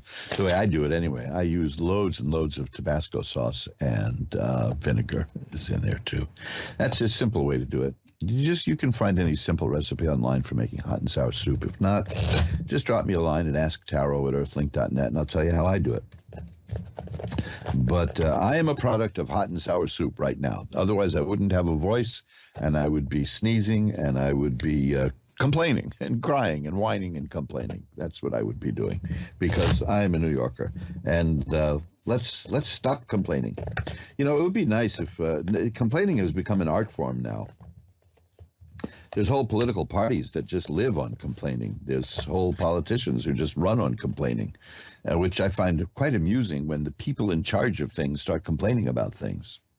But that's neither here nor there, because those people come and go, and the realities of life, such as tarot and magic and the beauty of the universe, it's all here. And we ought to just enjoy it as much as we can. And I'm very fond of saying, there's a whole industry out there that's designed just to upset you, and it's called the news industry. And I'm not saying you should not pay attention to current events. Just don't let it get you down, because they will always find something to upset you. Notice as soon as they were finished with the chaos over the Speaker of the House, now it's, the chaos over the debt ceiling. And then as soon as they work that out, which they will, it'll be, the chaos over something else. Because that moves product, that sells things. Well, here we deal with the realities of life. We deal with the beauty of living, and we try to take a peek around the corner of time and space with the tarot cards. So I'm going to now ring a bell 3 times to declare a sacred space, and we'll jump right into the readings. The first up is Christy in Orangeburg, South Carolina. Hello, Christy. You're on with Reverend Elliot. Hello. How are you? I'm doing as well as I can be. I'm just with a cold. I'm just afraid I'm going to start sneezing, and I have this bizarre fear that I'm gonna get somebody sick in the audience, which is really stupid. But I still feel it. You have a cold also? I do. Where I live is we got allergies so bad here. Oh gosh, you know something? I never knew how bad they could be. But this is a little tip for you. If you can avoid getting pneumonia, do that, because I had pneumonia a few years back, and it left me with allergies. And I called the doctor and I said, "What the heck? What is that all about?" And they said, "Oh, yeah, that's like a side thing. If you get pneumonia, chances are pretty good that you'll end up with allergies." And I said, "Well, I did. Is this what people have been going through all the time?" He said, "Yeah." I said, "Oh, man." So if anybody out there with allergies, do me a favor. I'm not a violent person, but if somebody starts making fun of you for the allergies, just punch them in the nose for me, would you? Just tell them Reverend Elliot said it's okay. I'm sure the police will go for that. Yeah. So, the allergies. Yeah, my heart is with you there. It's bad because it's humid a lot here. Oh. Here it's, I don't know, humid. And like I said, everybody here in New York complains all the time about the weather, but humid it isn't until maybe August. Then we get humidity. But I always think it's 70 here. Wow. Tomorrow it's gonna be 74. Yeah. 75. But I keep thinking, because you can look, there's a wonderful website called Shorpy, SHORPY. They have high-resolution photographs going back to the early 20th century and late 19th century. And they're just beautiful pictures, and a lot of them are shown in New York. And one is called The Close of a Career, which is kind of gross, but it just shows kids playing in the gutter in New York in the early 20th century with a dead horse lying there. Because that's what they did. And now I know that pollution is a bad thing and that the cars are polluting the air, but I'd hate to think what this town in New York smelled like in August when we had horses all over the place, because horses have their own form of pollution, and it's bad enough. But in the heat, in the August heat, oh man. Right. But I've done some time traveling, as they say. There's a wonderful book. If you can find it, get it. It's called Practical Time Travel. It's a very little book. It's a slim book. It's excruciatingly expensive for some reason. It's become famous. I bought one a few years ago for $3, but they're up to like $60, $70, $80. So if you can find a decent price for one of those, get it, and it'll show you how you can travel around in time. This is something I discussed a few weeks ago. I do firmly believe that we carry the memories of all our ancestors within us, and we can access those through meditation. And I've gone back to New York in the past, and I'm not doing that ever again because it smelled awful, awful, awful. So listen, what can we look at for you tonight? Maybe now that our noses are clogged, it'll be the perfect time for the bad smell. I really don't know what's going on lately with me anymore, because it seems like I have so many setbacks. I don't think about the setbacks, but it's like I get 2-3 feet ahead of me and I'm 5 feet back. Like, I got in an accident at work, and now I'm, just got so much with my back and my neck anymore that I've lost my job, and my relationship is failing with my boyfriend, and it's just so much going on. I don't know what is going on. So I was just calling to see what is going on with me, or is there any good things coming? Yes. Yeah. The first thing I have is good news, which is that the Ten of Swords is the first card I got while you were describing that. And the Ten of Swords means the bad times are over. That means the worst has happened and it's over. I also have the Star, which is a card of hope and optimism. There are things happening that are very confusing in terms of romance in your life, which I've got cup cards here, which are about romance, and they're kind of up in the air, and it's very bewildering. But we know that from what you said. But so I'll skip that and just get to the part that looks good. There's a sign here of a new relationship coming. And now that can mean two different things. That could mean that your older relationship will reach another level, or there will be something new coming to you. Because I'm getting positive, the Knight of Cups is about something new happening in terms of affairs of the heart. And the Ace of Cups is also about something new coming. But it's also a card about growing happiness and good things on the way. Now, this is consistent with the Ten of Swords, which says that the worst is over and things are going to start getting better for you. So either you're going to have a new relationship that is going to be very good, or the older one, the one that, has problems, that's going to work out. Okay.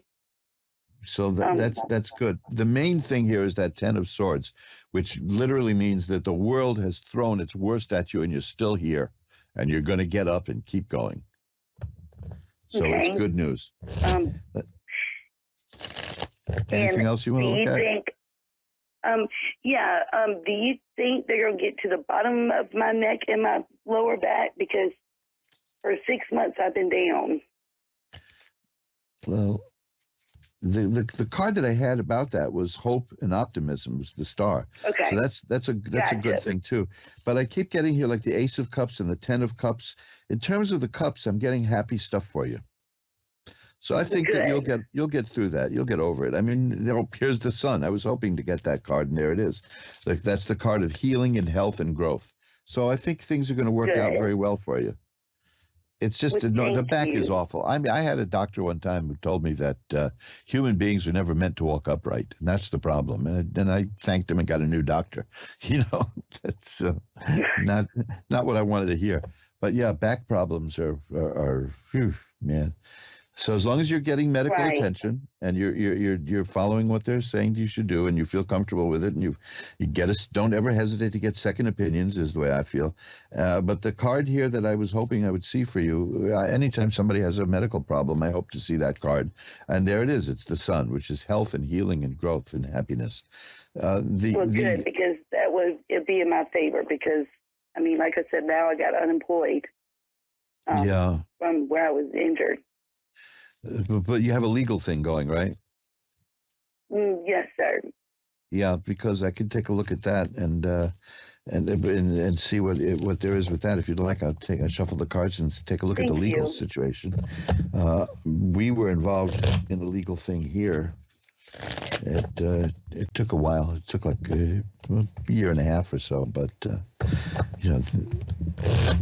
it's always something worth that I pursuing. never would have thought of. Same here. Okay. Well, this is good. The cards are very good. They're favorable here for you. I'll tell you what they are. I mean, there's nothing coming outright and saying, yes, you're going to win, but here's what you got, which is the same message. It's the Five of Rods, which is a card of stiff competition, but it has within it the promise that you can deal with that. Then there's the Nine of Cups, which shows a very happy, well-fed, content person. And then there's the Six of Coins, which is a card about receiving money. Okay? So you see what I'm getting at? And bingo, here's the one. And here's the card. Here's the biggie, the Justice card. You're going to get the justice that you're looking for. As with many, and having been married to a lawyer for like almost 40 years, I should tell you, I understand you may not get everything you want, but what I'm seeing in these cards is that you'll do okay. I'm not seeing that. That's me talking. That's just me. That's not the cards. The cards are not saying you're not going to get everything you want. You know what I mean? That's just me. The cards are showing. You look at that 6 of coins. You look that up on the internet, the 6 of coins with tarot, and they all show a guy handing out money. You know, that's the good one. The justice card speaks for itself. You will be getting justice, and the 9 of cups is, like I said, is a contented, happy person who's very well fed and enjoys the good things in life. So we can infer from that you're going to do all right financially too. Okay. Well, good. Well, so hang in there. Thank you so much, Mr. Elliott. Thank you. Get over that cold, and I promise to get over mine too. Okay. Well, I'll talk to you soon. Thank you. Bye-bye now. And we'll shuffle up the cards. You're listening to Reverend Elliott's Magical Window on the Ask One Radio Network. Does my voice get lower when I have a cold? Does it sound more impressive when I'm sick and have a cold? I knew a guy who he had a radio gig, and every once in a while, every few years, he would develop polyps on his vocal cords, which apparently is something that happens to people who talk for a living. And when that happened, his voice would go way down there, and he would make a fortune doing voiceovers for products and commercials and radio ads and TV ads, and then he'd go get the vocal cords scraped and get the polyps removed, and he had a fine voice, obviously, but when he had those polyps, he would just rake in the money. Those were the good old days. It wasn't me, that's for sure. I did a few commercials for radio in my time, but one time I was listening to an oldies station here in New York, and I was on a ladder painting the ceiling, and the radio was on, and one of my ads came on, and I almost fell off the ladder. I was so surprised to hear my own voice coming out of the wall. So I guess I'm not cut out for that business. Sabrina in Vancouver, British Columbia is next. Hi, you're on with Reverend Elliott. Hi, good evening. Good evening. How are you doing tonight? I'm not bad. How are you doing? I'm doing well, just getting through a cold. So maybe hot water and bourbon would do it. Somebody told me to do that one time when I had a cold, but then I ended up with another problem, which I don't want to go into. So what can I look at for you tonight? Okay, I guess one of the first thing is if you can see kind of what's going on with my aunt. Okay. Is your aunt no longer with us? Oh, she's still here. Oh, good. Because I do get afterlife requests, readings for afterlife things, and people are very delicate about that, and I try to kind of tiptoe around it a little bit. Okay, so you want to spy on your aunt, right? That tarot is good for that. Shall we see what's going on? There's lots going on. Just wondering if you could see anything of how that's going to go. Does this involve money? It involves money and because lots of issues. I have the King of Coins, the Queen of Coins, the Ace of Coins here. The first cards I pulled out, and the Two of Coins and the 10 of all these 5 cards here I just pulled out are all about coins. So the cards are telling me look into money. Is something going on financially with her? Yes. Okay. There's struggle. There's a strike. There's somebody. Look, I'm going to do this as diplomatically as possible. There's somebody behind the scenes doing something bad. Is that what you see going on? Well, I thought there was one person, but I'm not sure if there's just one or more now. Well, I definitely have a card here about one person. It's a 5 of Swords, which is not a very good card. 5s are trouble in tarot. And the 5 of Swords shows a rather smug person sneaking around, doing bad stuff, let's say, in the background, and that's not a good sign. I also have the Seven of Rods, which is a person, it could be you, who can handle that, can sweep away all these obstacles and will be successful at handling it. That's the Six of Rods. So what I'm seeing is, while there's somebody who's creating trouble, there's somebody else who's going to be able to handle it and stop it and just stop the troubles, which is something I like to see when I find a troublemaker in the deck, because it's not nice, you know. That's pretty much there. The person to be concerned about here is a very charismatic person, an attractive person, a person who is powerful and impresses people. There's somebody around like that? There definitely is one, and there's someone else that we've kind of put in charge to try to stop it. Well, from what I see here, what you're doing to stop it is going to work. And here's the Justice card again. I had that just earlier for the previous caller. That the card said there will be justice done here. You know, that's why I have the Six of Rods here, which tells me that things are going to work out very, very well. But it's going to be a struggle. Although you're going to be able to handle the struggle. That's the Seven of Rods. Okay, be okay. But there is somebody who's doing things that is not the best interest in your aunt, of your aunt, and you know this, so that's good. Yes. So the cards are just pretty much confirming what you know, is that there is somebody doing this. The Ten of Coins is the card I have here at the finish, which is a happy ending to all that. It's going to work out all right. Okay. So that's good. Okay, great, thank you. And I'm just wondering if you could see something or anything with my mom's overall health. Health, let's see. I'll shuffle them up again. Let's see.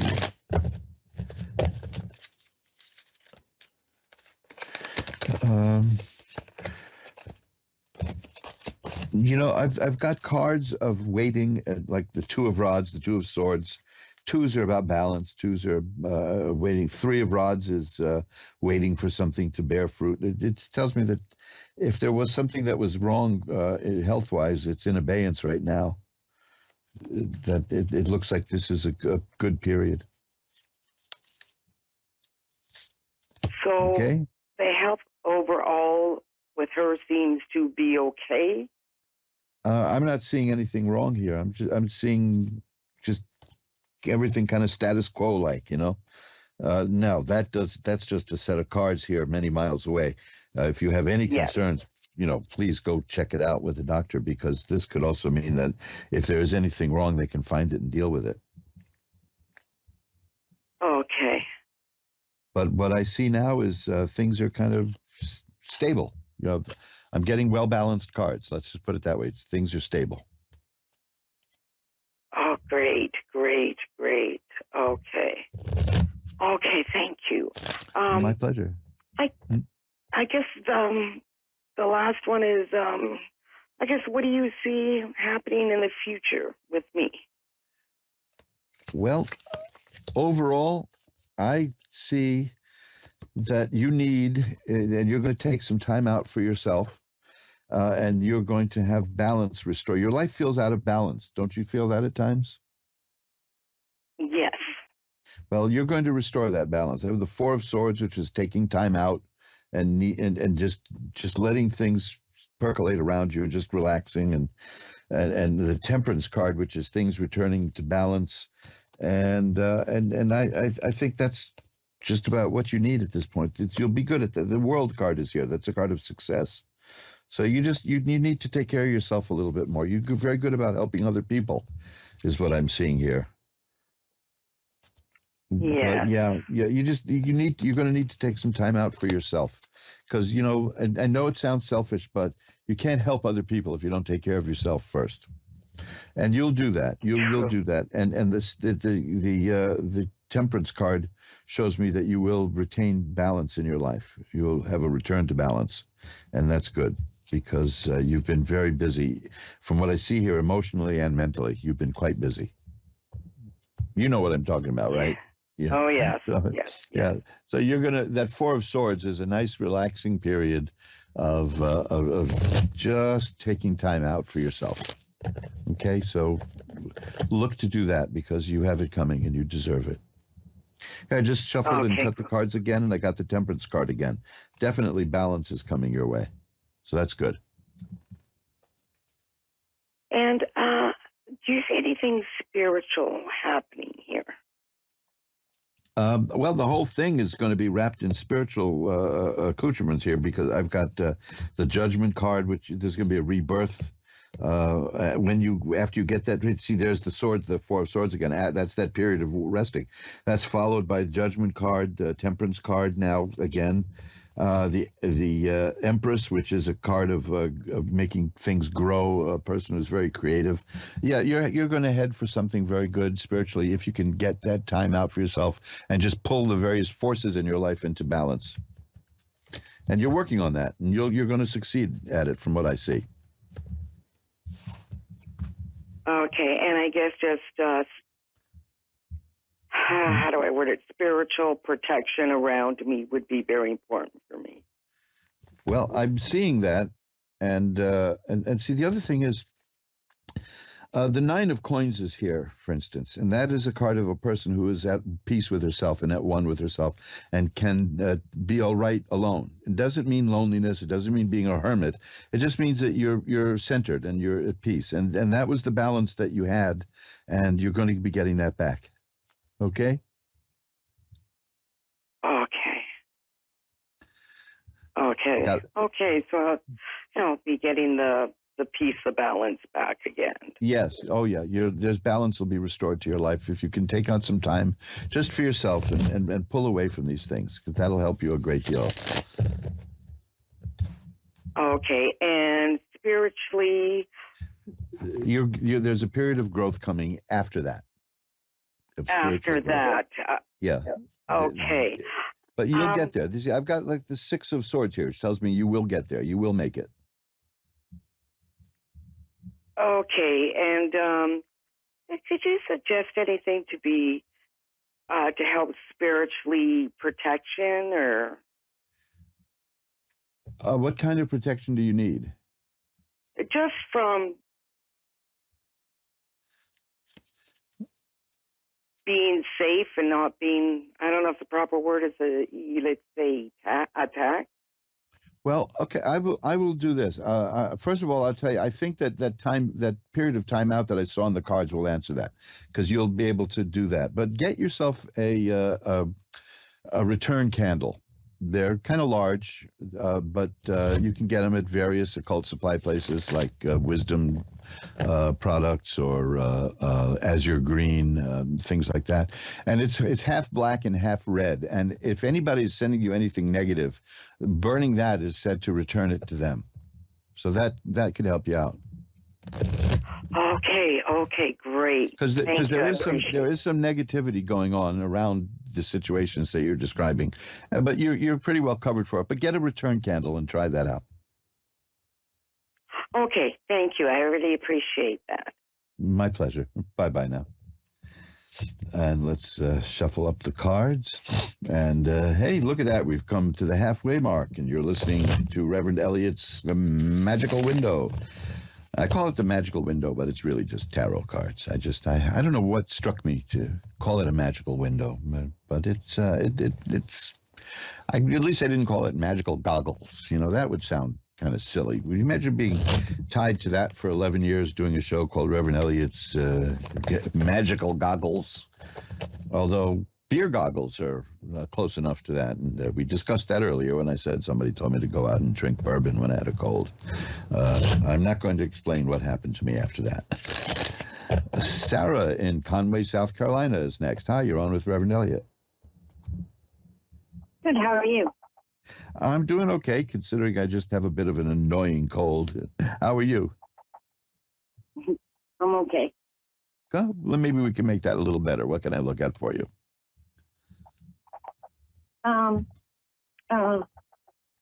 Like is there anyone around me protecting me? You looking for spiritual protection, maybe like from the other side? Well, I was thinking if is my daughter around me protecting me. Has you lost your daughter?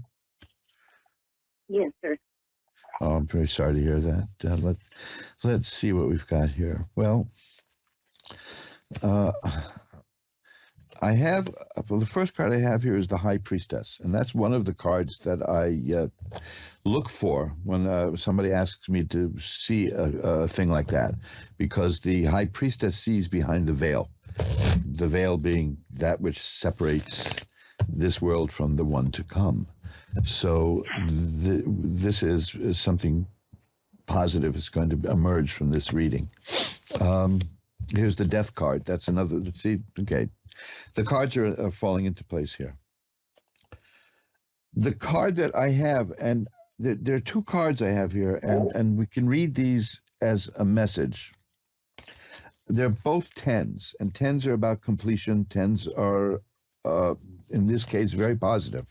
There's the 10 of Cups and the 10 of Coins, which is a card of, these are both cards of happiness and cards of family. And the 10 of Swords, I have 3 10 cards here. These are cards of completion, which, of course, you know, her time here was completed, and now she's somewhere else. The 10 of Swords, though, is an interesting card in that it means the worst is over, and I'm not suffering anymore. So I'm not going to ask you to go into any details about this, but the message I'm getting is that I've found completion, fulfillment, and there's happiness here, and that the message. And I get these. This is what's so peculiar. I get these a lot when I do this kind of reading, almost every single time. And the message is about happiness and joy. And that's what I guess what they're saying is, and it's useless to say don't be sad, because we're always going to be sad. But it says that that I'm happy, and that's the message that I'm getting very emphatically from the spirit, because I have the High Priestess card and the Death card here, and I'm the interesting thing about the 10 of Coins is that it's a card about ancestors, and it's almost, when I get that, and I get that a lot with these readings, is I'm with my ancestors. So this is a person who is, the spirit is doing very well. Okay. Okay. Anything else you want to look at? I just wanted to know, am I right about my health? Well, let's see what I see about your health. And of course, if you have any doubts, you know, check with a physician. Very important. Yes, sir. As somebody who has had his share of medical visits in the last couple of years, I can tell you. I'm seeing that you're very strong, you're very powerful, and you're going to do well. I mean, I'm not getting anything bad or good, if you know what I mean. I see life just continuing for you. Okay? Okay. All right. Thank you very much. But if you have any doubts, get a checkup, okay? Yes, sir. Thanks for calling. Bye-bye now. Thank you. Oh, there was I haven't heard a dial tone in so many years. It's always quaint when I hear that. I like dial tones. I'm sitting here. I'm looking at a phone from the 1920s that I use, which has a dial on it, and I can no longer use the dial. So that my phone calling has been drastically limited from that particular instrument. But you'll see one day. You'll see what I've got here. I've got a nice brass candlestick 1920s phone, which I don't think originally had a dial on it. I think somebody put that on. I could probably get a touch tone dial pad for that, but that would look pretty damn weird, don't you think? Amber in Des Moines, Iowa is next. Hi, Amber. You're on with Reverend Elliot. Hello. Hi. How are you tonight, Amber? I'm good. How are you? I'm doing well. What can I look at for you? I was hoping to connect with my dad. Okay, let's see what we've got. Oh, boy, here's a good one. The moon card. Have you been dreaming about your dad? Very much so. Because that's what that card is about. It's the subconscious and dreams and oh man, that's a good sign. Let's see what we have here. I have the Judgment card, which is references Last Judgment. So that's pretty much a confirmation that this is an afterlife reading. The Ace of Cups is here. That's a card of happiness. Everything is. I mean, I've got nothing but little happy cards here. It's so peculiar because whenever I do these readings, the message comes out happiness, even though there's a hint of sadness. The sadness of being gone is there. It's always there. Like in the Moon card has teardrops on it because there's always a tinge of sadness. But the spirit that I contact is always happy. And that's the message that they definitely want to get across. Here's the happiness and health and growth. There's the sun. It's all good stuff. So that's, again, these readings get so bizarrely dull, you know, they've come to. I seem to reach the people when they've come to terms with what happened to them. Once I did a reading, and it was quite clear that the soul that I had reached was not happy at all about what was going on. You know? But that's a whole other story. There's a book in that one. But here, everything is fine. I just shuffled them again, and I'm still getting cards of happiness. So. Good. So that's the short and sweet answer. That the message is I'm doing okay. Here where I am. Well, okay. All right. Anything else you want to look at, or is that it? Should we look at maybe I don't know, my marriage? Well, I've got the Lover's card right up at the top here. Now that also has a deeper meaning, not just simply romance. It's about making a choice. So it seems to me, and I also have the Hierophant, which is a card of marriage. So the cards are, again, the cards are working for you. They're telling me that they're hearing you. This isn't going to help you at all, but it's telling me that there's a choice that you need to make in terms of your marriage. Now, you knew that coming in, though. And but what they're not going to tell me what the choice is, and I wouldn't even dare to interpret the cards to tell you what to do, because the cards have more faith in you than that. The cards are very successful, and they're telling me that whatever choice you make, you'll make the right one for you. You've had some rough times. That's the 10 of Swords. That's the card that says the rough times are over. The 6 of Rods is the card that tells me that whatever you choose to do, it's going to be good and it's going to be successful for you. Okay, this is the second time I've had this card tonight. The 5 of Swords tells me there's somebody here who's making trouble for you. Is that true? Yeah. Well, you're gonna win. You know, you're not gonna be victimized by that person. But there's a person there who wants to make trouble for you. You don't have to give me any details because I know that this is going to be intensely personal. But what I'm seeing is that you're going to make the right choice for yourself, and you're going to do okay for yourself. And the hard times are going to be over. Okay? Okay. Anything else you want to look at? No, that was all. Okay. Well, thanks for calling. Thank you. And I will, after the show, I will light a white candle to send positive energy your way to help you with what is undoubtedly a difficult choice. But like I said, the cards show me that you're going to do what's right, and you're going to be happy with your choice. Okay? Okay. Thank you so much. Bye-bye now. Let's shuffle them up now. Oh, there goes my nose again. Does it sound odd? Does my nose sound funny to you? My nose is running. I used to have one of those little wind-up toys with a nose that walked around, you know, because my nose was running so much. But now, it's the old pick up the phone and say, is your refrigerator running? And, well, if you had a misspent childhood like mine, you know what comes next. It's the same as calling up the bowling alley and asking if he's got 10 pounds. Oh, never mind. Ava in Phoenix, Arizona is next. Hi, you're on with Reverend Elliot. Hi, can you hear me? Hi, yes, I hear you. Nice to talk to you. Oh, glad you could call through. What can I look at for you? I guess, can I start with just a general what Spirit wants me to know? Are you on a speakerphone? Because I'm having a little hard time hearing you here. No, I'm on my regular phone. I'm just okay. in a hallway, so it's probably echoey from that. Yeah, it's a little, sounds like you're in a big church.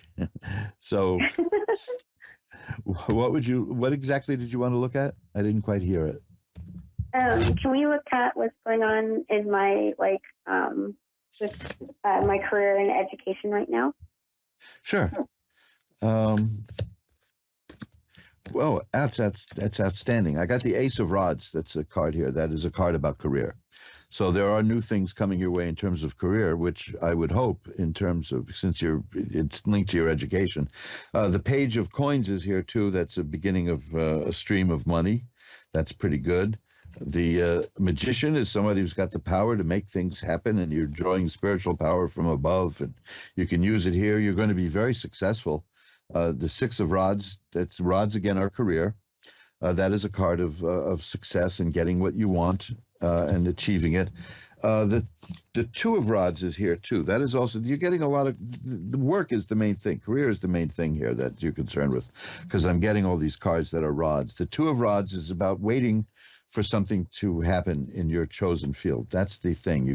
It's gonna take a bit more time, but here's the Ace of Swords. Now this is important because you mentioned education. Swords can be about strife and struggle, and that all depends on the other cards in the reading. But they also have the meaning of mental activity, and you're learning, and you're in school, and that is mental activity. And I'm seeing that in the sense that the Ace of Swords is going to be related to the Ace of Rods, which you have here, which is your education is going to lead you to a very good career in terms of what you want to do, and you'll enjoy it, and it's what you enjoy doing, and it'll pay well. The King of Cups is here, and that tells me that you're probably, in terms of work, you're more interested in the fulfillment angle than just the financial, correct? Yes. So you'll get that. Okay. Let's just end it with this then. The Ten of Cups is the card of perfected happiness. Your education, see, you asked about education and career, and I have the Ace of Swords and the Ace of Rods, which is about both of those things. So excellent. Yeah, and it's all happy. It's all good. So you're going to be all right. Okay. Anything else to look at? Can we look at my love life? Sure. I don't mind that at all. Well, what would you like to know? Or just see what the cards show you? Just whatever the cards show me is fine. Okay. Did you recently have a not too good experience romantically? Yeah. Yes. Because I got the Nine of Swords here. That is a sad card, and that is generally, things not working out. Now, the Six of Swords is next, and that's a person who just picks up and keeps moving. So that's good. That is absolutely good. The person is moving from rough waters to calm waters on a little boat, and you're pushing yourself. You're getting there. So it stings. It hurts. You're not ready yet for another round of an affair of the heart. That's the Eight of Swords. Shows me that you're a bit tied up still, but it's coming, and it'll be okay. You're not the kind of person who freaks out when you're alone. That's the Nine of Coins. I had that earlier for somebody. You're centered in a way that you can be alone and still be happy, and you're not one of those. We all know people who are constantly, they need somebody.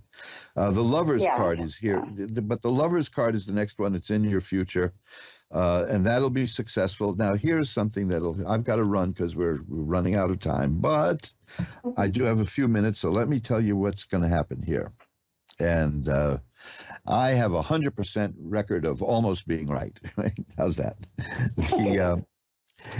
This is the Four of Cups. That is a fascinating card in terms of relationship, because it tells me that somebody around you is interested in you, but has not made it clear.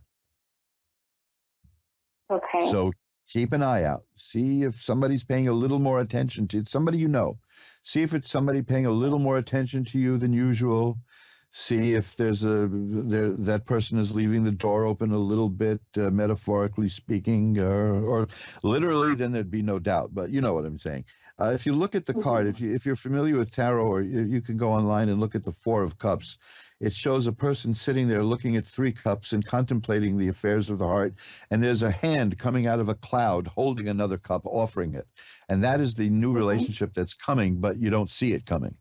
So okay. It may take you by surprise, but it's going to be somebody who's near to you. And oh boy, here's the King of Cups. I'm glad you got this, because the emotional compact with you is very important. And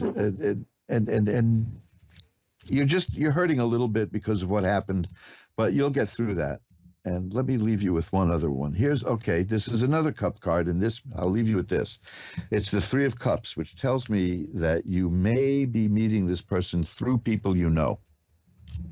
Okay? Okay. So, but it's good. Sometimes it means the completion of a matter in plenitude and luxury, but it also means that something comes about romantically through your friends. So keep an eye there. But you're very young, I bet, and you'll keep going. Well, to me, everyone's very young now, you know. But, you'll see how that happens when you hit my level. You'll see how suddenly everyone's young. But you'll see what I'm talking about. But you'll be okay. You have something coming, and it's going to be very good. I want to leave one last card for you. Oh, the Three of Coins. Oh, back to work. You're going to be starting when you do get a job, when you do get into your career, when you do get the work you're looking for, you're going to start with an assignment that's probably temporary. Keep an eye out for that, because you'll excel at it. You'll do so well that it'll lead to other offers. How's that? Okay, that sounds great. I've got to run. I've used up my time for the week, but I will send you positive energy with a white candle as soon as the show is over. How's that? That sounds good. Thank you.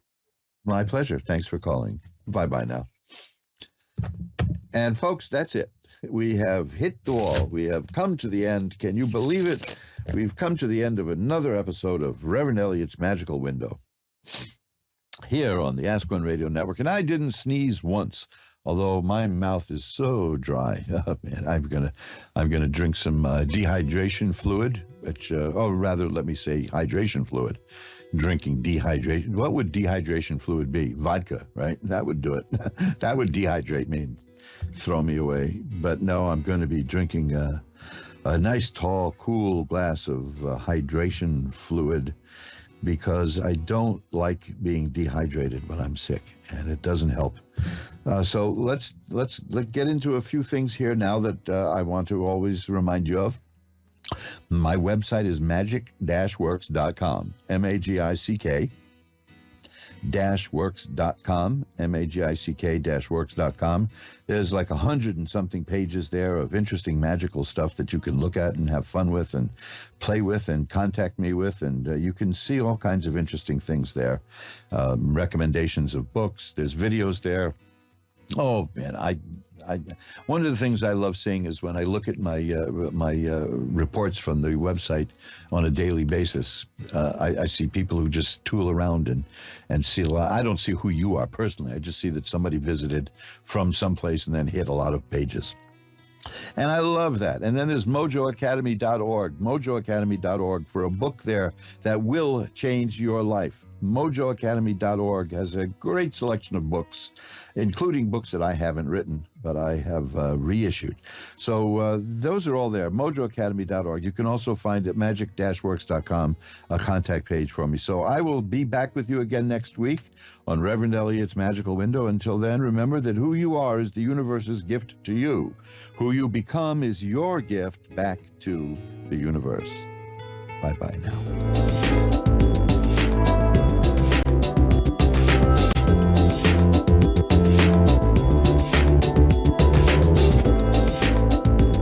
And now, back to A1R on the